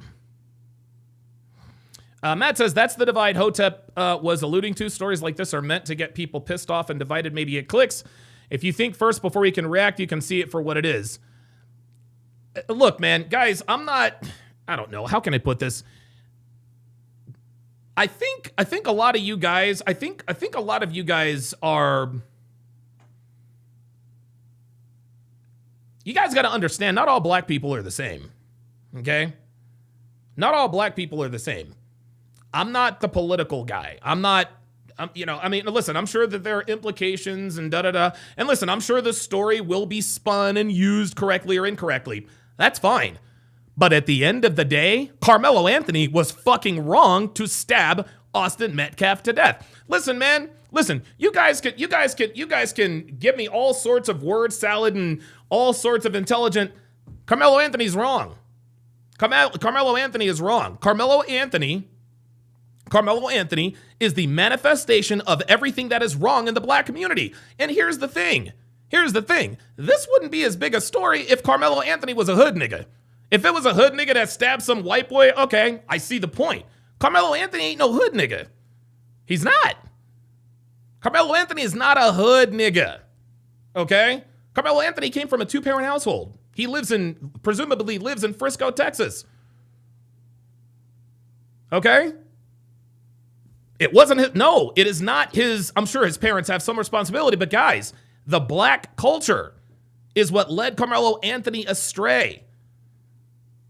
It would be easy for us to sit here and say, well, it's because he came from a fatherless home. Well, it's because his father wasn't there and is, raised by a single mother, blah, blah, blah, blah, blah. No, none of that was true. None of that was true. The common denominator is black culture, the cesspool that is the black community. Red Pill Crip, oh wow, with the $5 super chat, says, yo, Donovan, salute, homie. I'm from the hood, and I hold my people accountable all the time, and they shame me. Still, I remain to speak the truth like you. Exactly. See, listen, man. Black people don't mind hearing the truth. Niggas don't like the truth. Matari Sunsei says, you've clearly never read Thomas Sowell. No, I haven't, but I actually have a pretty good friend who's actually pretty good friends with Thomas Sowell. Her name is Pearl Davis. Mr. Hill says, talking like he knows their life story. No, I don't know their life story, Mr. Hill. I don't know their life story. But I do know this. Carmelo Anthony is going to prison for murder. What Carmelo Anthony did was wrong. Period. Guys, I don't know what the argument here is. I'm like, why are we I gotta understand. I gotta understand here. Are we justifying what Carmelo Anthony did here? Like everyone's trying to politicize this and all this other kind of stuff. I'm not smart enough for all of that. All I know is that killing people is wrong. Carmelo Anthony killed another student for a reason he should not have killed him. The dude they said, hey, can you move? He says, make me. They moved his bag, he stabs him. That's an overreaction. I mean, so listen, talking like I know their life story? Yeah, probably. I don't know their life story. I don't know Carmelo Anthony's life story. I really, really do.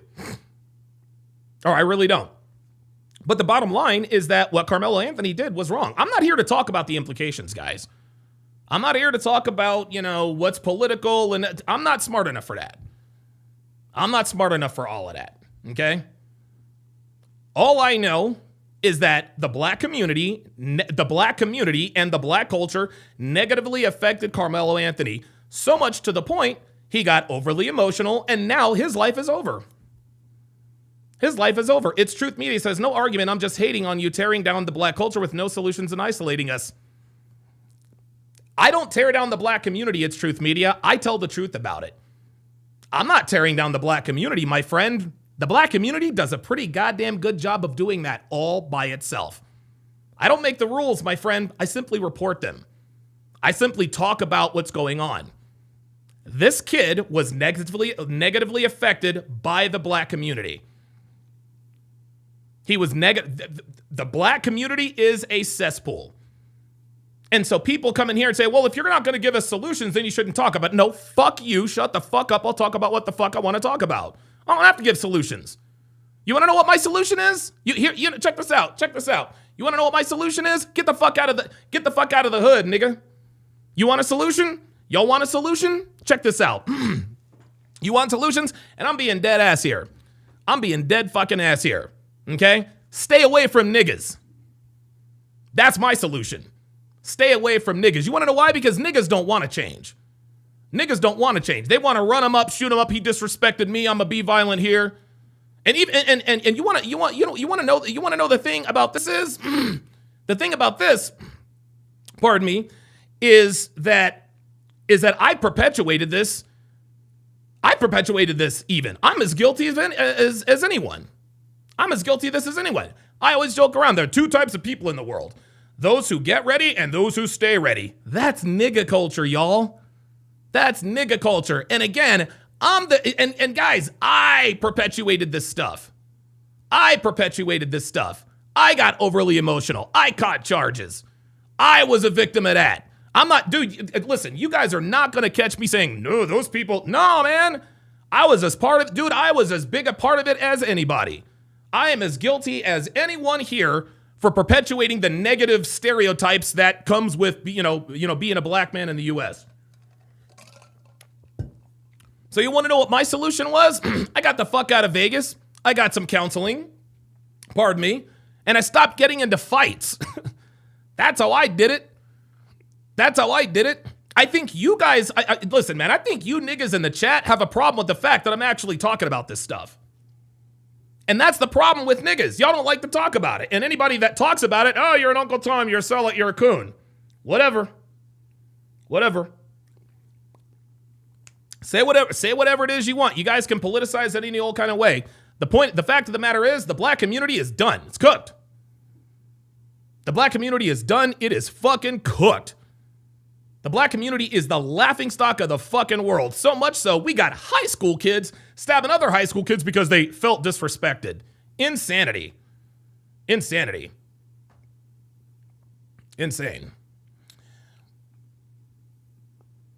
See, It's Truth Media said whites isolate their self by first segregating. Okay, first of all, It's Truth Media. Let's learn to spell. Okay? Let's learn to spell. Whites isolate their, THEIR, themselves by first segregating. That's the first thing. Number two, once again, well, what do white people do wrong? No, get your house in order. This is what niggas do. This is the difference between black people and niggas.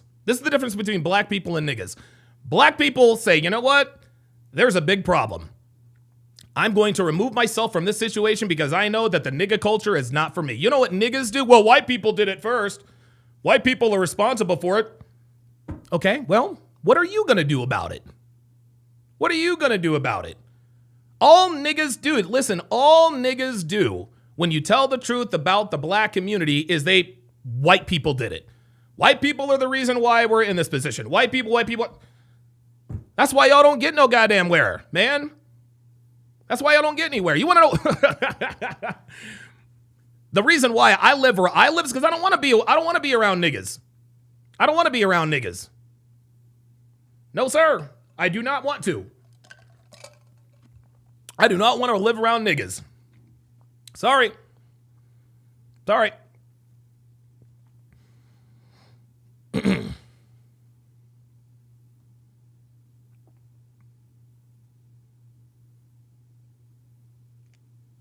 Let's see here. I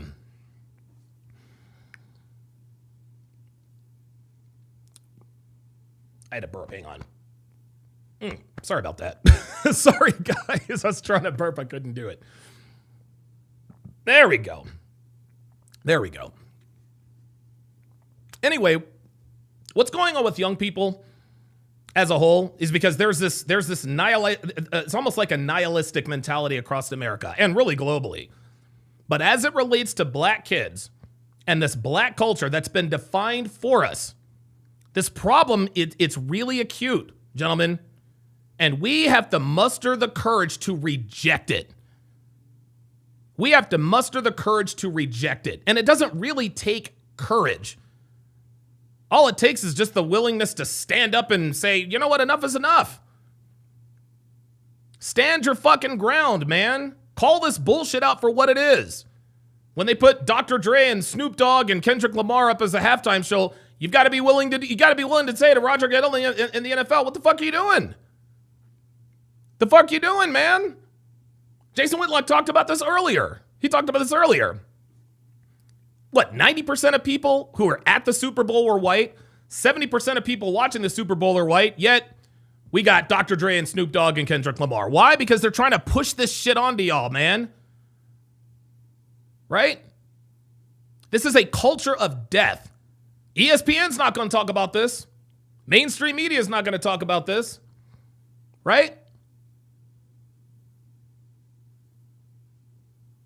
No one's going to talk about this.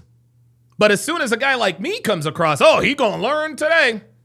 Cool. Stay a nigga, nigga. Stay a nigga, nigga. Sorry. Sorry. Sorry.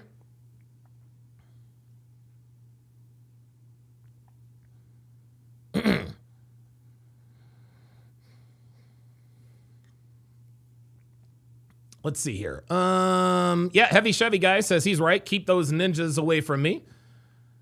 Absolutely.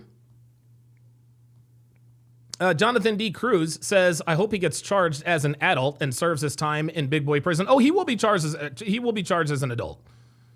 He will be charged as an adult. I'll tell you this, though. I'll tell you this. If he isn't charged as an adult, or even worse, if he isn't convicted, guess what? Guess what there isn't going to be? There isn't going to be riots. There isn't going to be riots. White people aren't going to riot. They're not going to do that. No, that's what niggas do. Niggas riot. Oh, ooh, pardon me.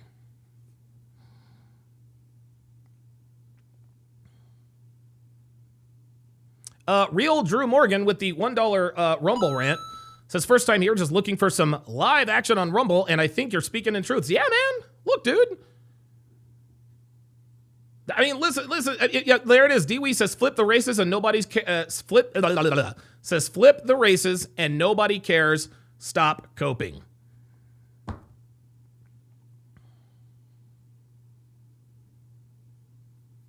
Incredible, man. Incredible.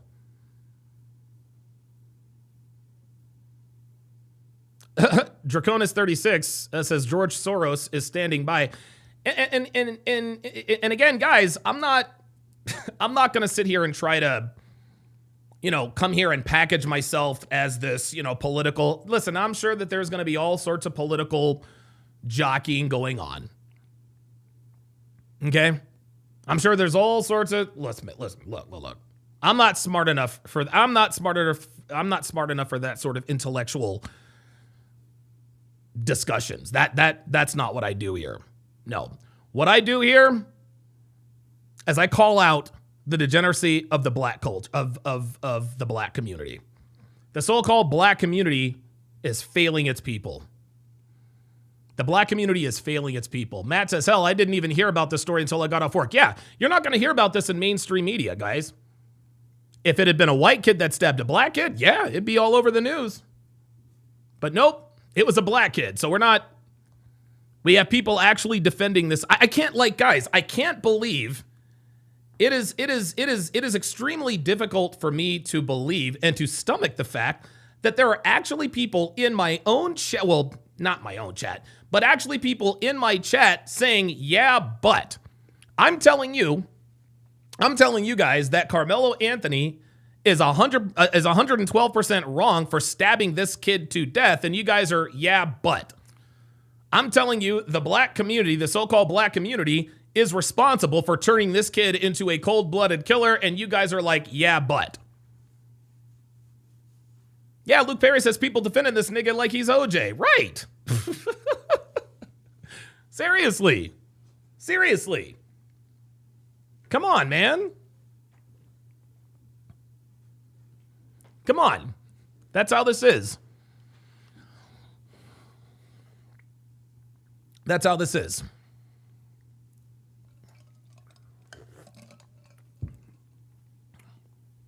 Truth Media says Hotep's been told you come on at 8. I don't know what you're talking about. It's Truth Media says, nah, he shouldn't have grabbed him. You know what? Let's say that Austin did grab him. No, he should not have grabbed him. If he did. Okay? But to respond to someone grabbing you, listen, if he had beaten him up or whatever, okay, fine. Hey, don't put your hands on another man. Don't start, nothing won't be nothing. Don't start, nothing won't be nothing. Right? But dude, like, come on, you got to kill a fly with a sledgehammer? You got to stab the kid? Like, what are you doing bringing a knife to, what are you bringing a knife to to a track meet for? Right? Connor Brown says he didn't grab him, he grabbed his bag. I mean, it's just I just like, guys, this is what's wrong with niggas, man. He shouldn't have grabbed him. Okay. But that doesn't justify stabbing the dude to death. Like, what are we doing? Like, what in the world are we doing? Ay. Gentlemen, this is a mentality that's being taught, that's being promoted, affirmed, endorsed, that white people deserve no mercy and that their history is so evil that anything we do to them in retribution is justified. And that's exactly what the fuck this is. That's exactly what the fuck you niggas in the chat are talking about. That's what you guys are doing. Well, what do white people do? So what you're telling us is that Karmelo Anthony was justified in stabbing Austin Metcalf to death. If you think that Karmelo Anthony, let me ask you guys a question. Hold on a second. Because I think a lot of you guys are trying to diffuse and maybe obfuscate. I don't even know if that's the right word. You guys are trying to, skew the real issue here. Okay? Does anyone in the chat think that Karmelo Anthony was justified in stabbing Austin Metcalf to death? Yes or no? And listen, if you say he wasn't justified in it, I don't need to hear it. There's no ands, ifs, or buts about it. There's no ands, ifs, or buts about it. I don't need to hear, listen, man, Karmelo Anthony should not have stabbed him, but there is no buts. There's no but. If someone grabbed, like, seriously, someone grabbed your bag, someone grabbed your bag, and you got stabbed to death for it. Of course not. Of course not. Of course not. Of course not. And I don't want to hear nothing about nobody else. I don't want to hear about Trayvon Martin. I don't want to hear about George Floyd. No. We're talking about Karmelo Anthony. We're talking about Karmelo Anthony. Was Karmelo Anthony justified in stabbing Austin Metcalf to death? The answer, of course, is no. And whether Austin Metcalf were white or black, this would still be a story because the dude that stabbed him was a black dude. The dude that stabbed him was a black dude. And the reason why I'm talking about it is because this is what the black culture, this is what the black community endorses. Rap culture, hip hop culture.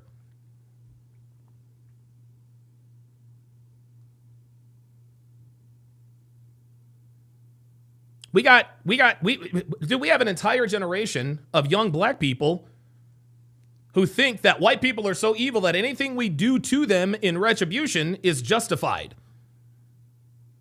Right? Guys, this is insanity. You're this anti-white bigotry. Guys, it's killing your kids. It's killing black kids, it's killing white kids. It's killing you. It's a poison, it's a toxin. Man, like, dude, young black men have so little emotional control because that's what goes along with the entitlement. That's really what this is about, guys. The entitlement. See, entitlement creates anger. Entitlement creates animus. You feel like you're owed something, right? You feel like you're above the rules and command respect because, all these bad things happened in the past. All these bad things happened in the past. Slavery and segregation. So anything that I do today is justified. No. That's no. 2 lives were lost yesterday. 2 lives were lost yesterday. You got people running around here. You got people running around here talking about Talking about shit that happened 50 years, 150 years ago. Nigga, you weren't even alive. You weren't even alive, man. Y'all out here running around mad about Emmett Till got murdered. I'm mad. Bruh, you weren't even around in 1955. The fuck are you mad about that for? Oh, the Tulsa Massacre, blah, blah, blah, blah, blah. Bruh, that was in the 1920s. You weren't even alive. Oh, someone did some sort of microaggression towards me. So what? It did no harm. It did absolutely no harm. So, the black community, look, the black culture, the so-called black community, you are sentencing your kids to death with the mentality that you are promoting and affirming. And you are tolerating this you're tolerating this nigga culture by letting blackness be defined as hip hop, letting blackness being defined as degeneracy, buffoonery, unchecked violence, gang culture. Every time you let your kid out of the house,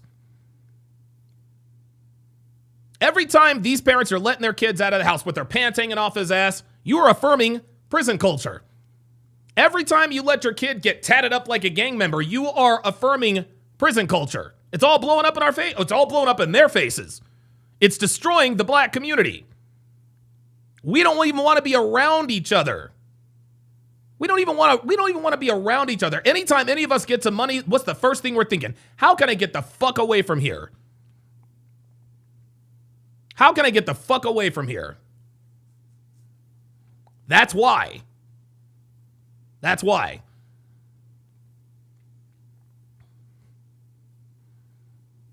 I have to sneeze. hang on, y'all. Oh, God, I have to sneeze so bad.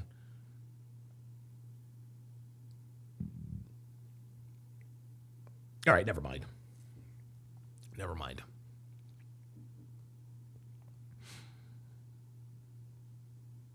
I just want to make sure we all understand the cost of this victim mentality, this disrespect culture, right? You're filling your kids up with the belief that they're a victim and that America's against them. All right, don't offer America on your, next door neighbor, any random white person, any grace or mercy. No, get in their face, do something aggressive, let them know you've been disrespected. Yeah, this is just fine. It just affects white people. No, this is what black people dealt with back in the 1940s and 50s, right? And in their minds, you guys are thinking, well, why shouldn't white people have to go through it? Why shouldn't white people have to go through racial animus? Nigga, you weren't even alive back then, bruh.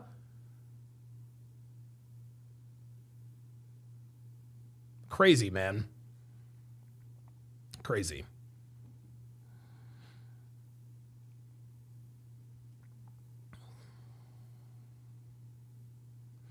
Rack 90 says Tyler Perry made that silly movie about women delivering mail in the military. Oh, yeah, what's it called? Hidden Figures or something like that?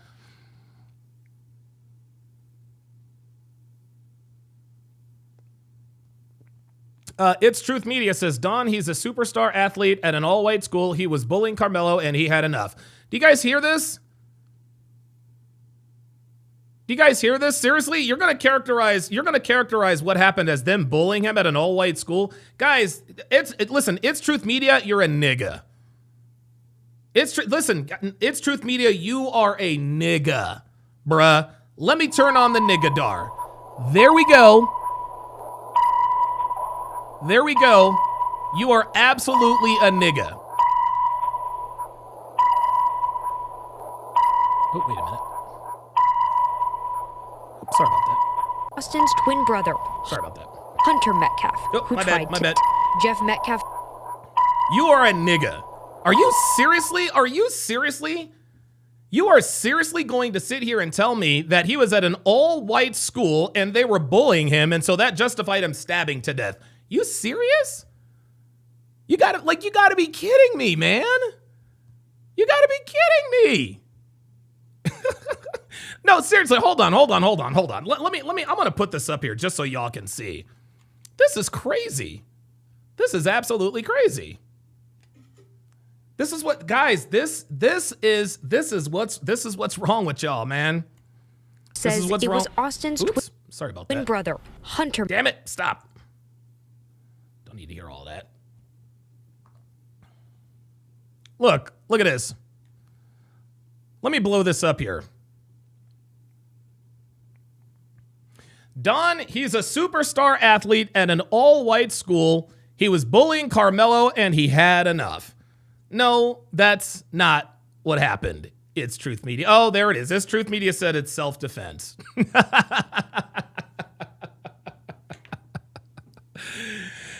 Oh my God.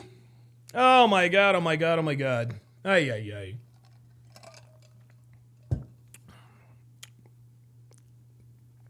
ITM, it's Truth Media. You're a nigga. You are. You are, bruh. And this is what's, guys, this is what's wrong with the black community. It was self-defense. Okay, well, it's Truth Media seems to think that this is funny. So, all right, I think you're just in here to troll. So you got to go. See you later. And now that you're gone, now I'm going to really talk shit about you.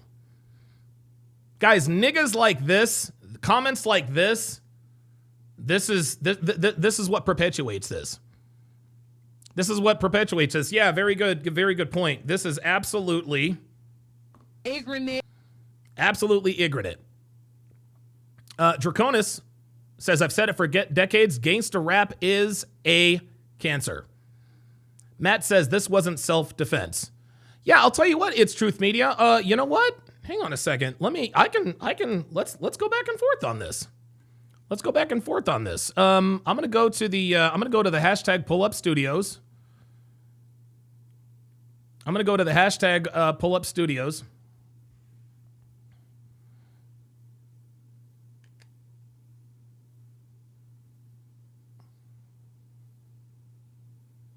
There we go. Anybody who thinks that anybody who defends or thinks that this dude was justified in doing what he did, pull up, please. I encourage you. Let me go ahead and put this up here.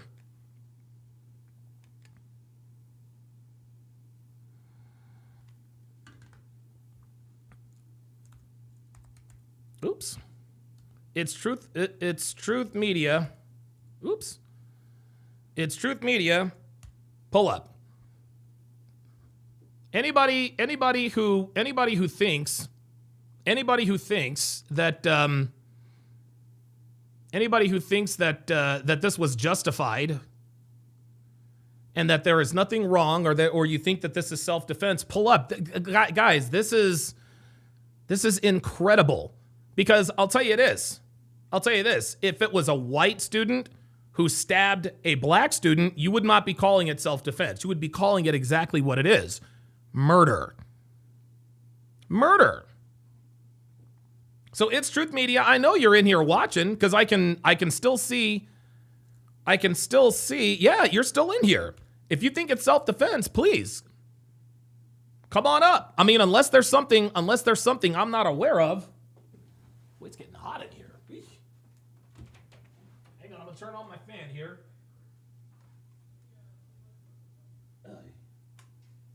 Ooh, it's hot. Holy moly. My computer's putting out the BTUs over here. J828 says the family of the victim needs reparations. No, nobody needs reparations. And guys, look, let me show you guys a couple of pictures here. This right here, guys, you see this? You guys see this? This is nigga culture, y'all. This is nigga culture, man. This is what has effectively ended the lives of both young men. Look at this. Look at this. Incredible. There we go. You see that? See that? Jay Sanchez says self-defense is only if the killer was physically threatened. He wasn't physically threatened. He wasn't physically threatened. He said, hey, look, you're not supposed to be here. He said, make me move. He grabbed his bag. He got stabbed to death. Oh, wait a minute. Looks like we might have somebody here. Give me a second. It's Truth Media, bro. I am not about. Oh my God. It's Truth Media. You got to show your face, Negro. You got to show your face, Negro. I'm sorry. There. No, bruh. Nah, bruh. Don't do that. I don't need to see your fingers, Negro. I need to see your goddamn face. You ain't gonna be slick like that. See, I swear to God, you niggas be cowards. Oh yeah, there you go. Yeah, I knew you were a fucking fat ass. Fucking fat dude, fat niggas. Look at you. Bruh, you know I can't hear what the fuck you're saying. You know I can't hear what the fuck you're saying, bruh. Can't nobody hear you. You look, y'all want to know what this nigga looks like? Hold on, I'll show y'all what this dumb nigga looks like. It's Truth Media. Look at him, hiding himself in the camera. Look at you. Look at you. It's Truth Media. Nigga, if you're in the media, nigga, then show your goddamn face. Look at this cowardly ass nigga. And this is funny. So he's trying to make us think that he's having a good time trolling us. Guys, this man right here is exactly what's wrong with niggas. Nigga culture. He wants to talk all the shit in the chat. I am giving you an opportunity to talk to me face to face about this, but no, you got the camera all around. You're acting like you're acting like these bitches that used to try to call in and troll Kevin Samuels. I don't need to see your raggedy ass hairline, nigga. I need to see your whole face, bruh. Let me see your whole face. Look at him. He knows what he's doing. Where you at? Oh, yeah. Now he turned off the camera. Yeah, there we go. There it is. I swear to God, man. I swear to God, niggas are all the goddamn same. Cowardly ass nigga. Nigga, nobody can hear. Oh, yeah, there he goes. He's out. Bruh, I don't know what you're, bruh, I can't hear you. Nobody can hear you, bruh. Nobody can hear you. Okay? So, listen, you need to, I'm sure you have a phone holder. See, here's what's happening, guys. So he's using the excuse, well, I'm driving, so I can't know. I'm sure you have a phone mount. Bro, I can't hear anything you're saying, bruh.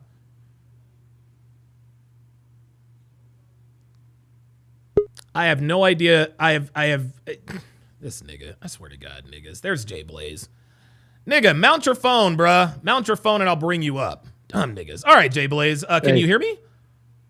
Yeah, I can. Okay, very good. Yeah, I think there was a problem last time. Okay, what are your thoughts? Now, Jay Blaze, you're white, right? So you know the niggas. So you know the niggas in the chat. They're not going to take too kindly to a white person talking about a black issue here. So what you got for me, man?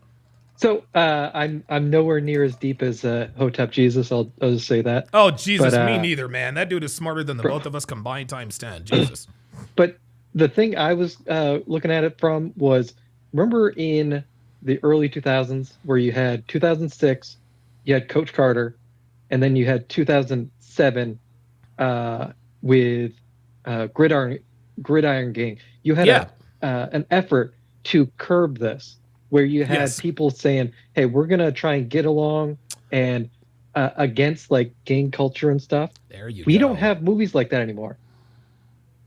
In like the early 90s, we had like a very like almost like Christian values. If you remember Kevin Sorbo from Hercules. Yes, I do. Yeah. Hercules always did the right thing. So you could put your kid in front of Hercules and knew he is getting put into good values. Same with Lois and Clark from with Dean Cain. Yeah, Dean Cain and Terry Hatcher. That's right. Yeah. So I think parents in that we kind of got lazy, and we could say, hey, we can have the media like take the reins in a way for like a couple hours. Yeah. But then we had like the iPad babies. And dude, this all comes down to with this kid. I don't know we don't know the specifics, but dude, this comes down to like the male like rites of passage. Okay. Where Yep. I think it is because they're going into places because I showed you the IG photos this guy had. Yes, that's the one I put up there. Yeah. He's looking for like belonging. But it's like the black culture is like they're pushing degeneracy, like with hip hop music and stuff. And instead, we should be curbing it for, hey, how can we like promote better families, better values? So that's what I would hope we could do. Man. The people in the chat are saying Coach Carter was a phenomenal movie. I never saw that, and Coach Carter and I think the Gridiron Gang was with The Rock too. So I might want to go and check those out, man. So you're telling me that these movies were, you're telling me that these movies sort of taught us to go away from reacting emotionally and or reacting with violence and emotional control and all that. So you had in Coach Carter, you had Carter's son, who was like a kind of like the straight A guy, but then you also had one of the other players who was getting into the gang life, and something happened to him. So then he went back and tried to get back on the team, and Coach's like, "Hey, just like let's hug it out." Don't spoil it for me because I want to watch it because now I want to watch it. But go ahead. I'm sorry. Yeah, and same with the Gridiron Gang. You had in that movie, the kid had to make a choice between his like the Crips or whatever, and one of the other players in the team that was in an opposing gang, and he chose that kid. And they made a point where, because he chose that, this is working. Wow, incredible, man! And we don't have that morality in our media anymore, and we need to get back to that. Yeah. But we're pushing the woke bullshit, and we need to get because we don't have as many because we have the parents need to work. Right. The school system is failing clearly, and the media, we used to have like a little bit of a crutch for it. We need to get back to the media pushing values. And dude, this is has many similarities to John Morant. But I texted you. Oh my god, because, dude. Like John Morant has two parents. He's good parents. Well, the father looks like he became best friends with Ja instead of becoming a father more. Yep. Yeah. That's right. And that's right. Yeah. Wow. We go for adolescence where we can't have those conversations because they've race swapped the kid in adolescence. So we can't have the conversation of the culture affecting the adolescent kid. Jesus, man. Unbelievable. Because if we do, then we get canceled, effectively hidden, et cetera, et cetera. Exactly. By the way, this weekend I am, Dev and I are going to watch Godzilla -1. Oh my word. It's so good. And dude, it was $15 million to make that movie. What? 15 Wow. Yeah. That was it? Yeah. Oh, I'm definitely It just shows you all of Hollywood where they're just so bloated that, Okay. We'll get into it later on, but yeah, it's definitely a watch. He is Jay Blaze. He will be on with me. We are going to have a pre-draft and a draft night special for Chop Block Sports Talk, so stay tuned for that. Thanks for stopping in, Blaze. I appreciate it, man. Later. All right, Jay Blaze, one of my homeboys, one of the original TSR OGs. I was hoping that old boy was back, but I guess not. We have another nigga comment in here. Tabitha Goins says, the devil is in the details surrounding the argument the two of them had. The family got in front of the media quickly, but they stopped talking about what happened or what all was said.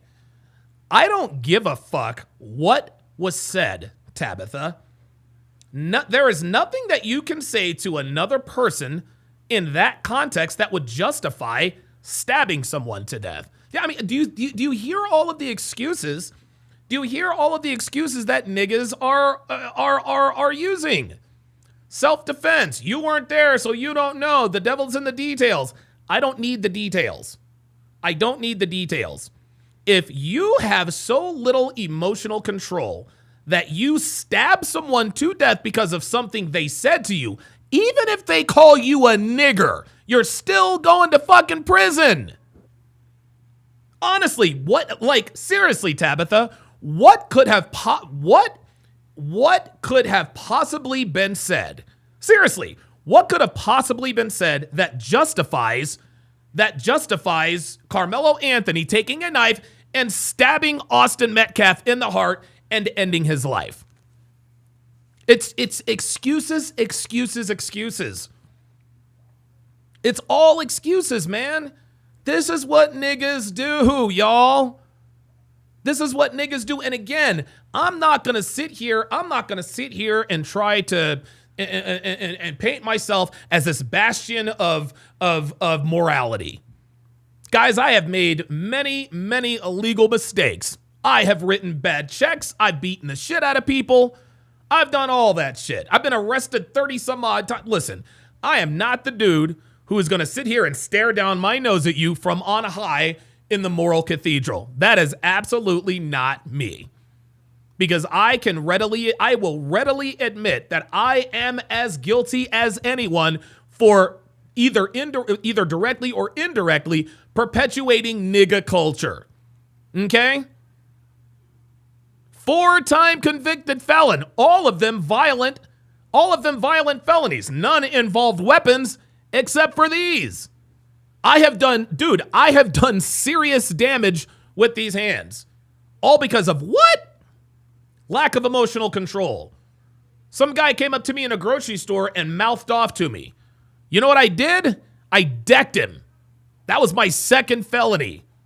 This guy was talking a bunch of shit, and I just cold cocked him, dropped him. Fucking caved in his face. You could see the dent in his face, man. Like, I fucked that dude all the way up. That's not what I should have done. Honestly, I should have just turned back around and ordered my pizza. Nope. I let my emotions get the better of me, and I caved the guy's face in. That was not the right thing to do. And that's what I was explaining to Brian or Hotep Jesus. That's what, like I felt, you know, I don't, this guy, Karmelo Anthony, like, I used to be him. Not to the degree that I'm going to stab somebody to death, but again, I'm not going to, nothing justifies me hitting someone because of something they said to me. That's absolutely crazy. Planet Rodella says, was it on camera when you beat him up? I didn't beat him up. I hit him. Guys, listen, I'm a big guy, right? I'm 6'2", 235, 240, right? Even though I'm big, guys, I'm so much stronger than I look, guys. I'm so much stronger than I look. I really am, dude. I really am. I really, really am. Like, I can inflict a lot of damage with a little effort. Okay? Like, this is just how it is. And this is why they charge me with, guys, they don't charge you with felonies for beating the shit out of someone unless there's serious damage. Okay? And I'm not proud of this. But again, I'm using this as an example.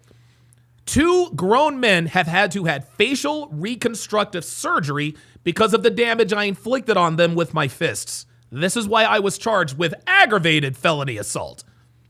Okay? Listen, this culture wants to say, well, let your emotions go. No, do not let your emotions go. You have to control your emotions. Emotional men are dangerous men.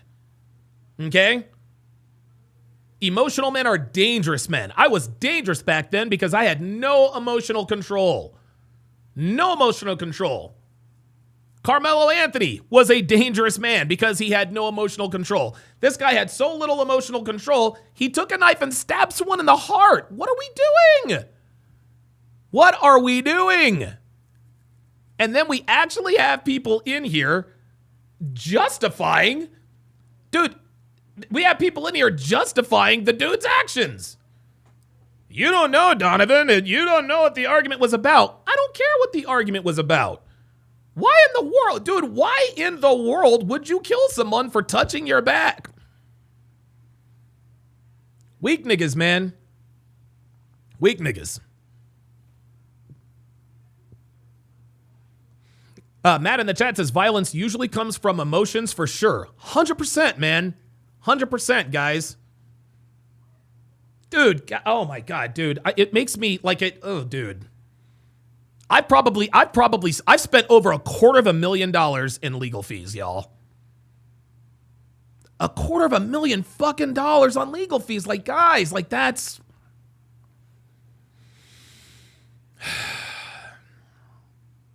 Mason Jones says, well, Donovan, they did not know how to fight. If they were fighters, you would have gotten fucked up. Love you, Don. Well, I'll tell you this. Listen, you can tell me all you want to. Nobody was fucking with me. Nobody was fucking with me. Somebody said, Winner said you can kill it on the deadlift, though. Oh, of course. Winner says Donovan's got that E-tard strength with the R. Wow.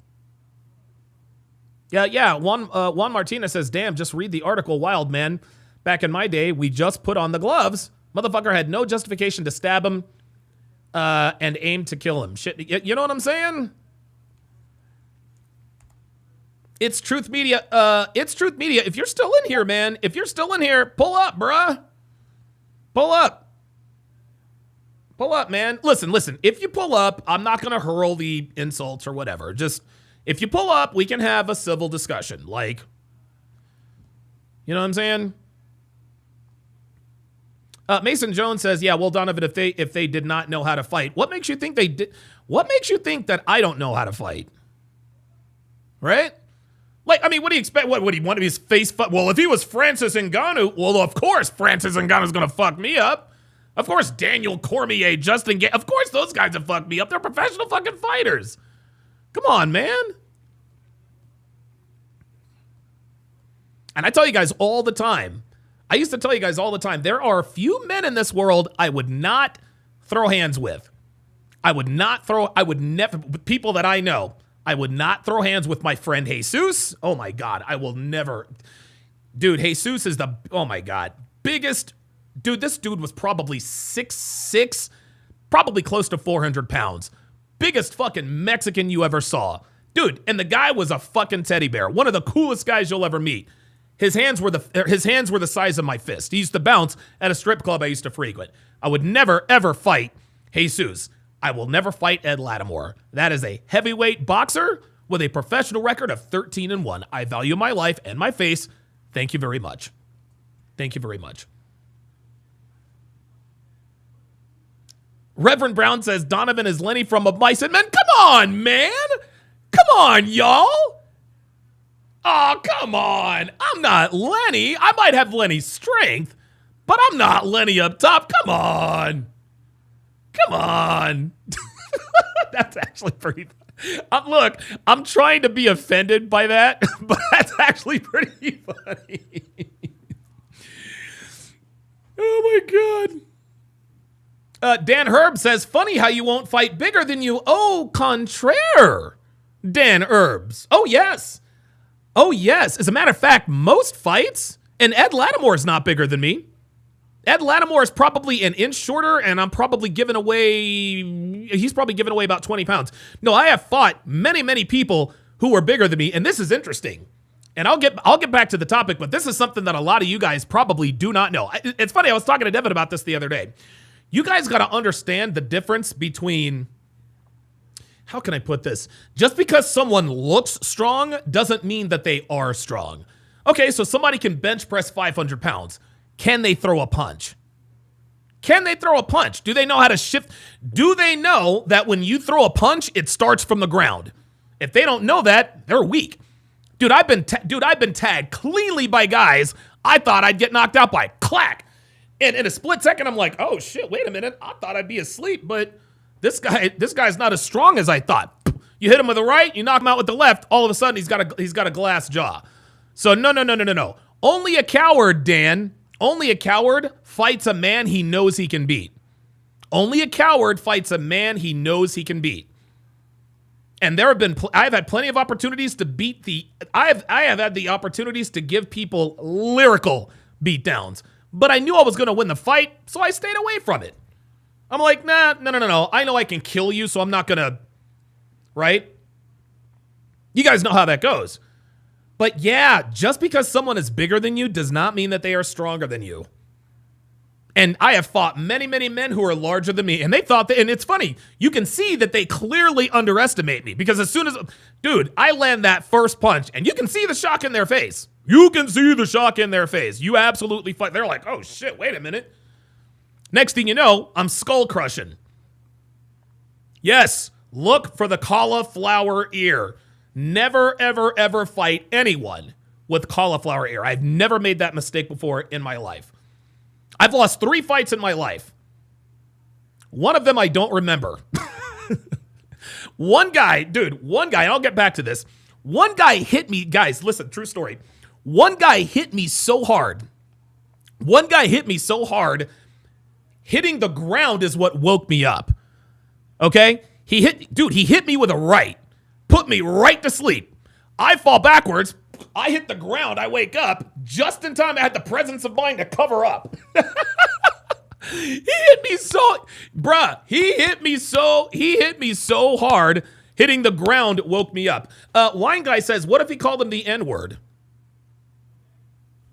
That does not justify stabbing someone to death. Let's play that scenario that Wine Guy. Let's play that scenario that Wine Guy just said. Hey, you're not supposed to be in our tent. You need to move. Make me. Niggers are not allowed in the tent. And he stabs him to death. Nope, sorry. Sorry, bruh. Sorry.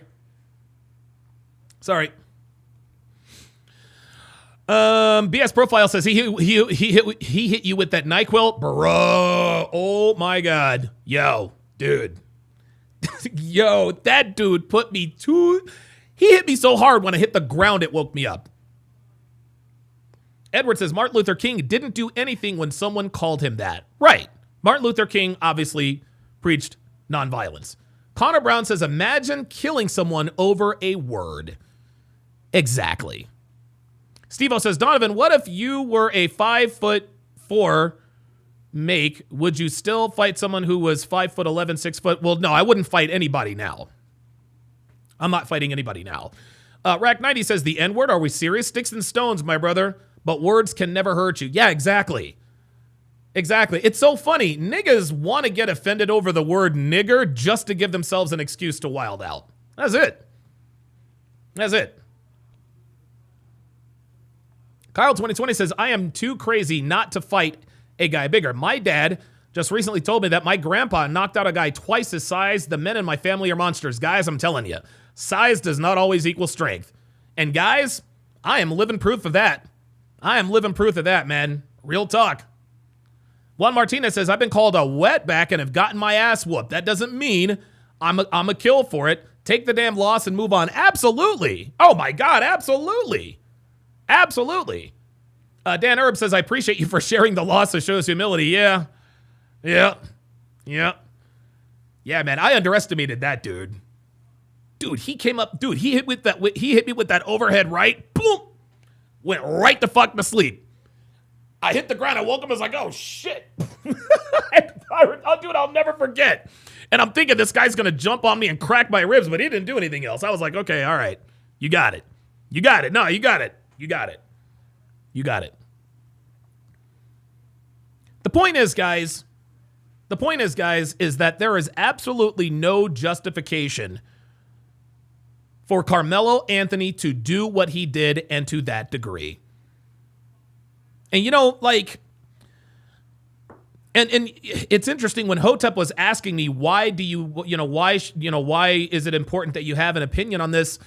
I don't know, man. I think it's because I know what it's like to be fucking angry. You know what I mean? Like, I know what it's like to be like angry all the time. Listen, you guys actually saw it a couple of days ago. I didn't have any kratom. I had no kratom. Something minor happened. My microphone malfunctioned. Guys, I had no energy, but my hands were white hot. I was ready to destroy the studio over a silly microphone.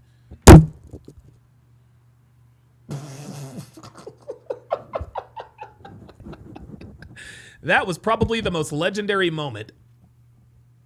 That was probably the most legendary moment in podcast history. Oh my God. Oh my God. Oh my God. And see, as you guys can see, I am still as cool and calm as a cucumber. Holy shit. What the hell is going on around here? That was fucking crazy. That was fucking crazy. What the hell? Dude, that shit literally just... I'm gonna kick my microphone's ass. That thing literally just said boom. But in all seriousness, guys, you guys know, and listen, for those of you guys watching me for the very first time, King ZOP says mic drop. I saw what you did there.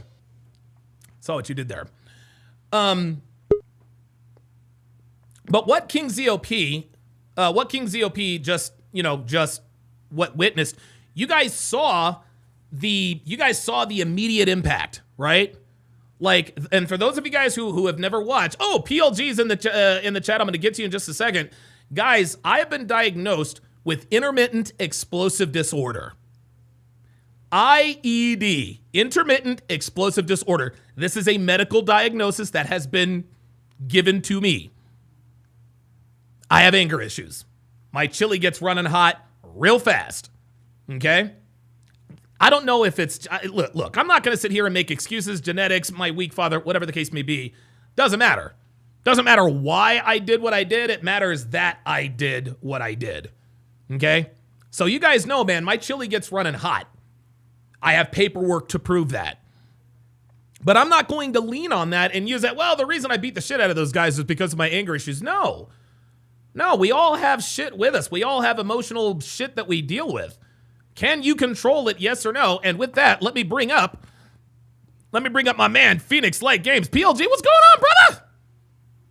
Hey, Donovan, how you doing today, man? Doing good, man. I remember I shot you a text. I was like, hey, can you come up and talk about this? But I'm glad that you're here, man. What's on your mind, brother? Yeah, I saw your text. But yeah, I was working like a 12, 13-hour shift. I actually just got back home, like literally walked through the door. So yeah, I'm a little tired, but I still think I should, give my piece about what. Preach, man. What you got? What you got for us, man? Yeah, like this is something I've been actually thinking about for a long time, and I've been asking questions, specifically when I look back on my childhood.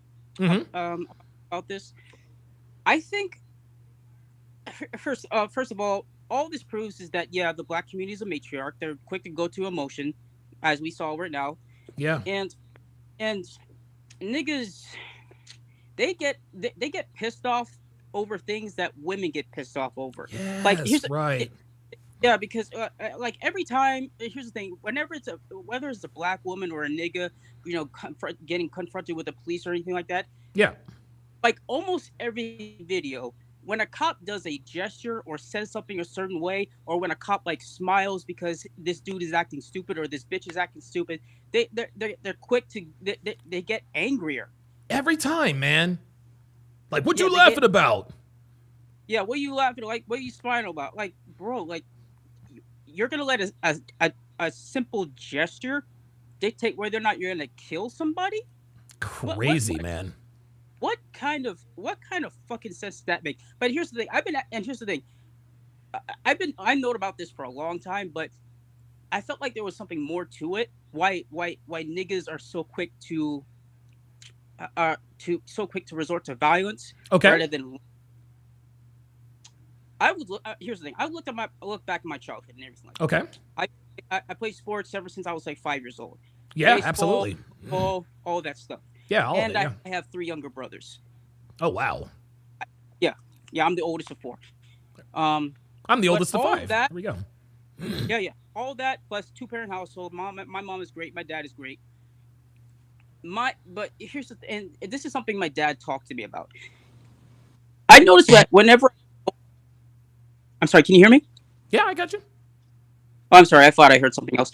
I noticed whenever I got on the field or whenever a black kid was playing on my team or anything like that, whenever they were about to get hurt or something bad was going to happen, the single mother, would take them out of the field and I would never see them again. And that made me realize that's actually fucking dangerous. Yes. Kids at an early age, especially black men, they need to understand. They need to have an understanding of the concept of violence. And Yes. here's the thing: I wholeheartedly believe this. The reason why niggas are so quick to violence rather than logic is because most of them don't have a concept of violence. They don't. Same as Woo! women. Wow. They Wow. Wow. they don't have a concept of violence because here's the like almost I can remember back any kid that was any black kid was that was taken out of the taken out of a league, taken out of my team or anything like that. They're either they're drug addicts, they're in jail or anything like that. Because here's the thing: because moms don't. Here's the thing: there are great moms out there, but moms at the end of the day, they don't have a concept of violence the same way as men do. They don't. So when they see their child about to get hurt or anything like that, they're quick to take them. They quick to take them out for that. But that's not healthy for them. They need to go through that. They need to understand what adversity is. They need to understand what challenges are. And if they don't have that concept, they're not going to be. They don't have. It's how do I say this? They're not going to have an understanding of how to control their own strength. They don't. Right. I mean, Right. look like the nigga that was getting chased by 12 cops in that Oh yeah. Oh my God, that was crazy. Yeah, that was so fucking crazy. But here's the like niggas like that are quick to fight because like, look, bro. How do I say this? You know, like every time, whenever women are in a conversation on Fresh and Fit about the concept of violence, and you and Myron always say women have never been punched by the face by a man, so they don't really understand. They don't really know. No, they don't. Niggas, it's the same with niggas. They've never been punched in the face. They have not. Wow. I've asked my whole family and shit like that, and it's like these kids, they've never really been in any kind of sport or anything like that, and if they have, they're quick to be taken out. Niggas are the only demographic of men in the United States who do not have a concept of violence. That's why they're so quick to destroy things. This is why they're so quick to resort to fighting. Because in their mind, they're gonna think like, this dude can't touch me. Like he's not capable of anything.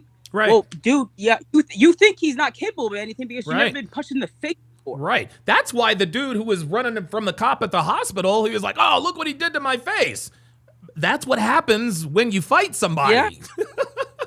Yeah, because and that actually set in stone that I wholeheartedly believe. That dude was that nigga that was running away from the cops. He's never been in a fight before. Hell no. He's not. He has never, and he was talking all that shit, and he's a fucking lightweight. What did he weigh? Like 110? Dude, if that. Like he was a skinny nigga, man, for real. Yeah, it's like I'm a short nigga, but I go to the gym. I'm like 155, 160. Like what the hell is this dude talking about? But yeah, that just proves it. Niggas don't have a concept of violence. This is why they're so quick to do stupid shit like what happened with, I forgot, like the kid that you're talking about today. Oh, Karmelo Anthony. Yeah, Karmelo Anthony. Sorry. Yeah. To me, PLG, it's almost as though, and I had never thought of it. I had never thought of that. The reason why so many niggas are quick to violence is because they've never been punched in the face. Maybe they've punched a few people. Maybe they've gotten into skirmishes and altercations. But most people, not even really niggas, most people have never been in a physical altercation with someone who could do serious physical damage to you. And because they don't have a concept of it, because it's easier to watch a fight than it is to actually be in a fight. Like a lot of people don't understand. When you throw a punch and miss, you're almost winded because it's like you're throwing everything you've got and you whiff and now you're having to recover. There's so many elements to the art, quote unquote, of fighting. Most people don't understand it, and this is why women and niggas are always quick to temper. Yeah. This is why, and I had a conversation with my dad about this. I was like, here's the thing. I'm grateful for what he did, but of course I'm very inquisitive because I wanted to see his reasoning behind it. I asked him, why did you have me and my brothers play sports early on? And he was telling me, he told me, I think it was about 3 weeks ago. He told me, I don't want you to be like these crazy niggas out here that are quick to violence. That's what he told me. Yeah, wow.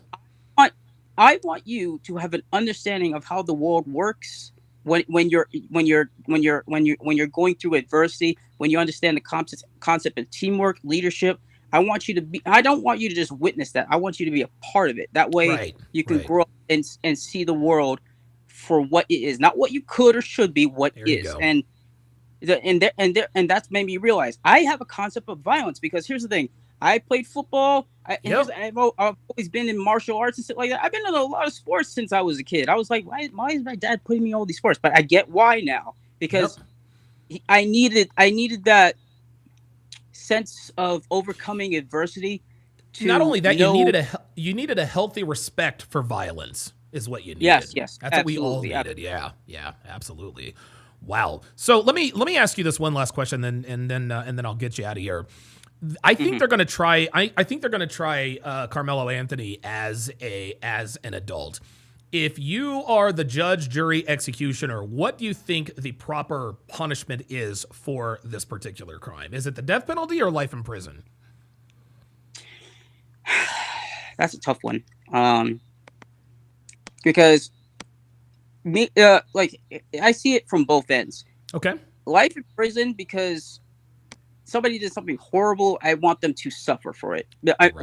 I'm speaking out of, Absolutely. No, I'm with you. I want somebody to suffer too. If somebody killed a family member of mine. Yeah. Yeah. I want them to suffer. But also there's a pragmatic side to me that's saying damn it, I can't believe I'm about to say this. It's going to sound really fucked up. It's a waste of resources to keep somebody like that alive. Bro, listen, I am with you 1,000%. I am not in favor of the death. I am against the death penalty, not because of some moralistic. No, the number one reason I'm against there's two reasons I'm against the death penalty, and you mentioned them both.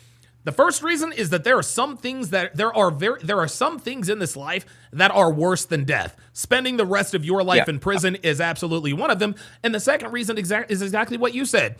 It's a lot. Or actually it would kind of be a contradiction, but it costs a lot more to house a prisoner than to execute a prisoner. So while it might cost us more in the long run, I would rather prolong their suffering. Now, easy for me to say.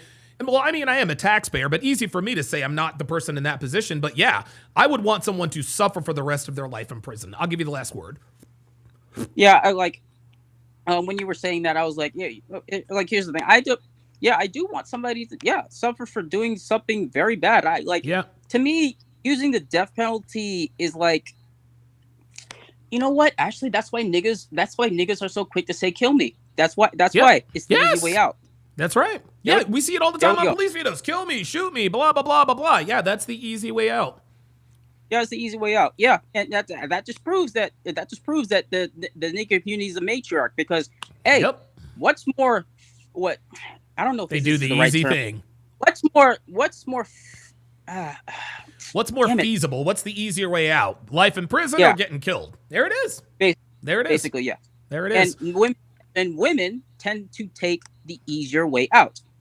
So it makes sense why niggas would want the easy way out. There you go.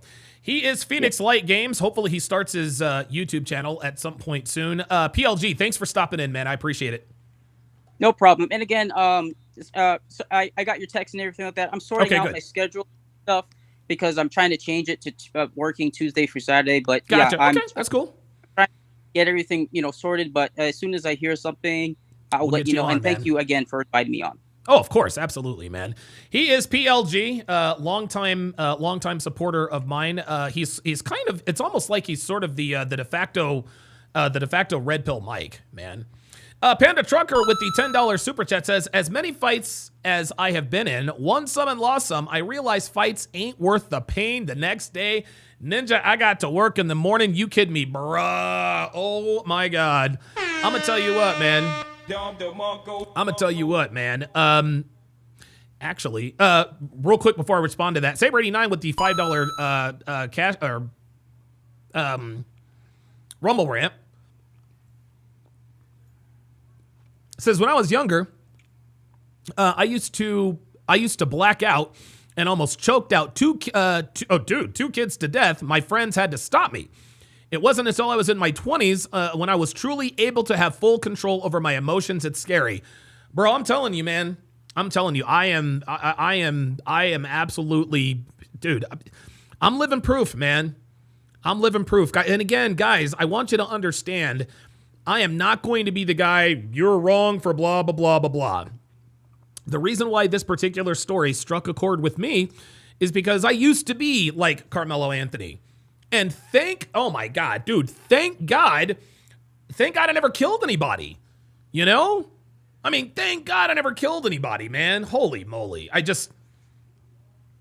But yes, dude, getting into a fight. And here's another thing. For those of you who have never been in a fight, when you are in a physical altercation with someone else who is at equal or greater strength, when you get hit or tagged or whatever, you don't feel the pain. You never ever feel the pain until 10 or 15 minutes after the fight. Win or lose. After a fight, you're like, oh God damn, that motherfucker really tagged me. You'd be surprised when someone clocks you and doesn't knock you out, you're like, holy shit, that didn't hurt. Why am I not asleep? That's just how it goes. That's how it goes. All right. I don't know, man. I guess to sort of, put a bow on this conversation, yeah, it's the adrenaline. The thing is this, man. You could have, Rack 90 says you could have told Hotep that that's because that it was because you could relate to Karmelo. Yeah, I told him that. He actually asked. He said, "Well, why is it necessary to have an opinion on this?" And I was like, "Well, because I can identify with this guy on some level, you know." But at the end of the day, man, guys, the fact that predictably, the so-called black community is rallying around Karmelo Anthony, this is part of the problem. We all want to jump on and pile on and give excuses. Well, maybe it was this. It could have been that. It was self-defense. You don't believe that. You don't believe that. You do not believe that. And if you believe that, this is why the black community is a cesspool, gentlemen. Okay?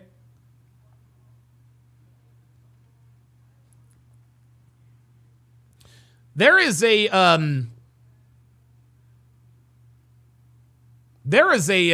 how can I put this? There was a how can I put this?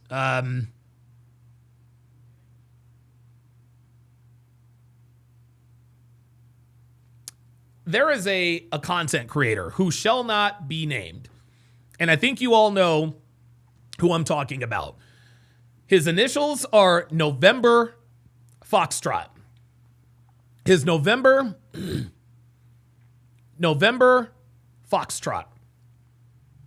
Okay? November Foxtrot. Those are his initials. You can't even say his name on the air. He reacted to Austin Metcalf's murder. Okay? And I'm sort of paraphrasing. Paraphrasing. I'm sort of paraphrasing this here. Okay? Here's what he basically said. Okay? He said, and I will tell you this. He said, and I will tell you this as plainly as possible. I don't want to live around black people. I just don't. He said it would be irresponsible if I had a wife and kids to live near black people. It just would be. And he said, and that's not to say that every black person is violent. It's not to say that every black person is the same. But when we watch the news, when we read the papers, when you drive in downtown Chicago, you know who to look out for and worry about. When you're thinking about whether or not you're going to get carjacked, when you're worried about catching a stray bullet, when you're worried about who's going to pull up to you on the side of the road and literally shove a rifle in your face and steal your iPhone, or shoot you point blank execution style in Lincoln Park, we know who's doing it. He said, I don't want to live near them. I don't want to be near them. They make me nervous. He said, unfortunately, we just don't know. When you're on the subway, when you're driving in your car, when you're in the city streets, you don't know whether a black person in proximity to you is one of the good ones or one of the ones who's just going to summon an unbelievable An unbelievable, unthinkable level of spontaneous brutality, senseless and merciless violence in an instant. He says, we don't know. There's ambiguity. You're sitting on a subway, you look across, you see someone acting strange or aggressive. Is this someone who's going to pull out a knife in 2 seconds and slit my throat and kill me? Or is this someone who's just having a bad day and we just don't know it? He said, I'm not willing to risk my life to find out. It's not worth it to me. I'm not willing to put myself in a position to find out to find out. Now, guys, what he said is difficult to hear. Okay? It's very, very difficult to hear, but guys, this is how it is. And I say this all the time about women. Is it all black people? No. Is it most black people? Probably not. But it is enough of them. It is, as Kingsley Messador puts in the chat, it's enough of them. Guys, this is the way it goes, man. You can't, guys, and you can't pay attention to the news cycle. Okay, you can't be from one of the black communities where black on black crime is rampant. Anytime you go into a black nightclub, you got to go through a metal detector before they let you in. You can't socialize in those environments. You can't have family in those environments, have loved ones who have died or have been injured. Dude, matter of fact, you want to know something? Before I sign off, I'm going to bring up an article here that I asked Devin to get for me a while back. Give me 2 seconds. Oh man, what was it? Halloween hayride. Oh, there it is. There it is. Got it. Violent melee. There we go. Oh, here it is. Here it is, loud and clear. Got it. Welcome, Dana Gonzalez. Welcome to Chat Privileges. At Dana Gonzalez to welcome her to the Hard R family. If you would, Dana, put your age and location in the chat, as is customary of all first-time members.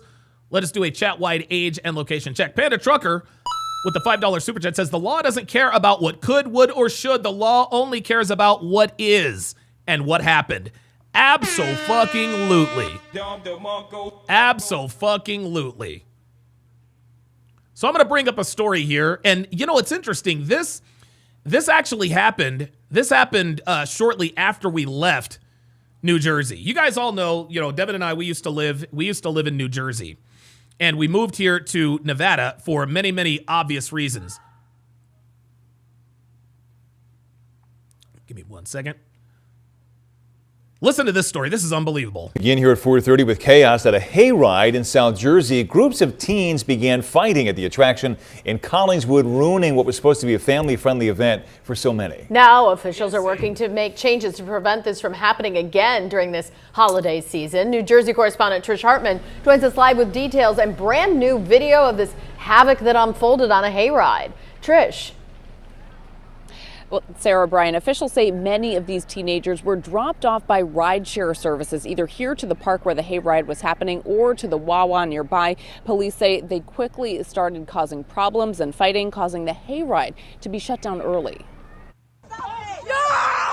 This is one of the fights that happened at the Collingswood Haunted Hayride. A bystander saying she took this video during the event. Another student, Jude Adamali, was on the Haunted Hayride in Knight Park on Saturday evening. It's usually like fun and like it's scary sometimes, but it's just like a fun experience to hang out with your friends. But then he says groups of teens started fighting in the park as people were trying to enjoy the main attraction. And there was like punches thrown, and basically I got on the hayride right when this happened. Parent Scarlett Rose said he and his daughters had just left as groups of rowdy teens started showing up. We got home and about maybe like half hour, 45 minutes later, my littlest one, who's always on TikTok, she says, oh my gosh, look what's happening. I thought she was joking.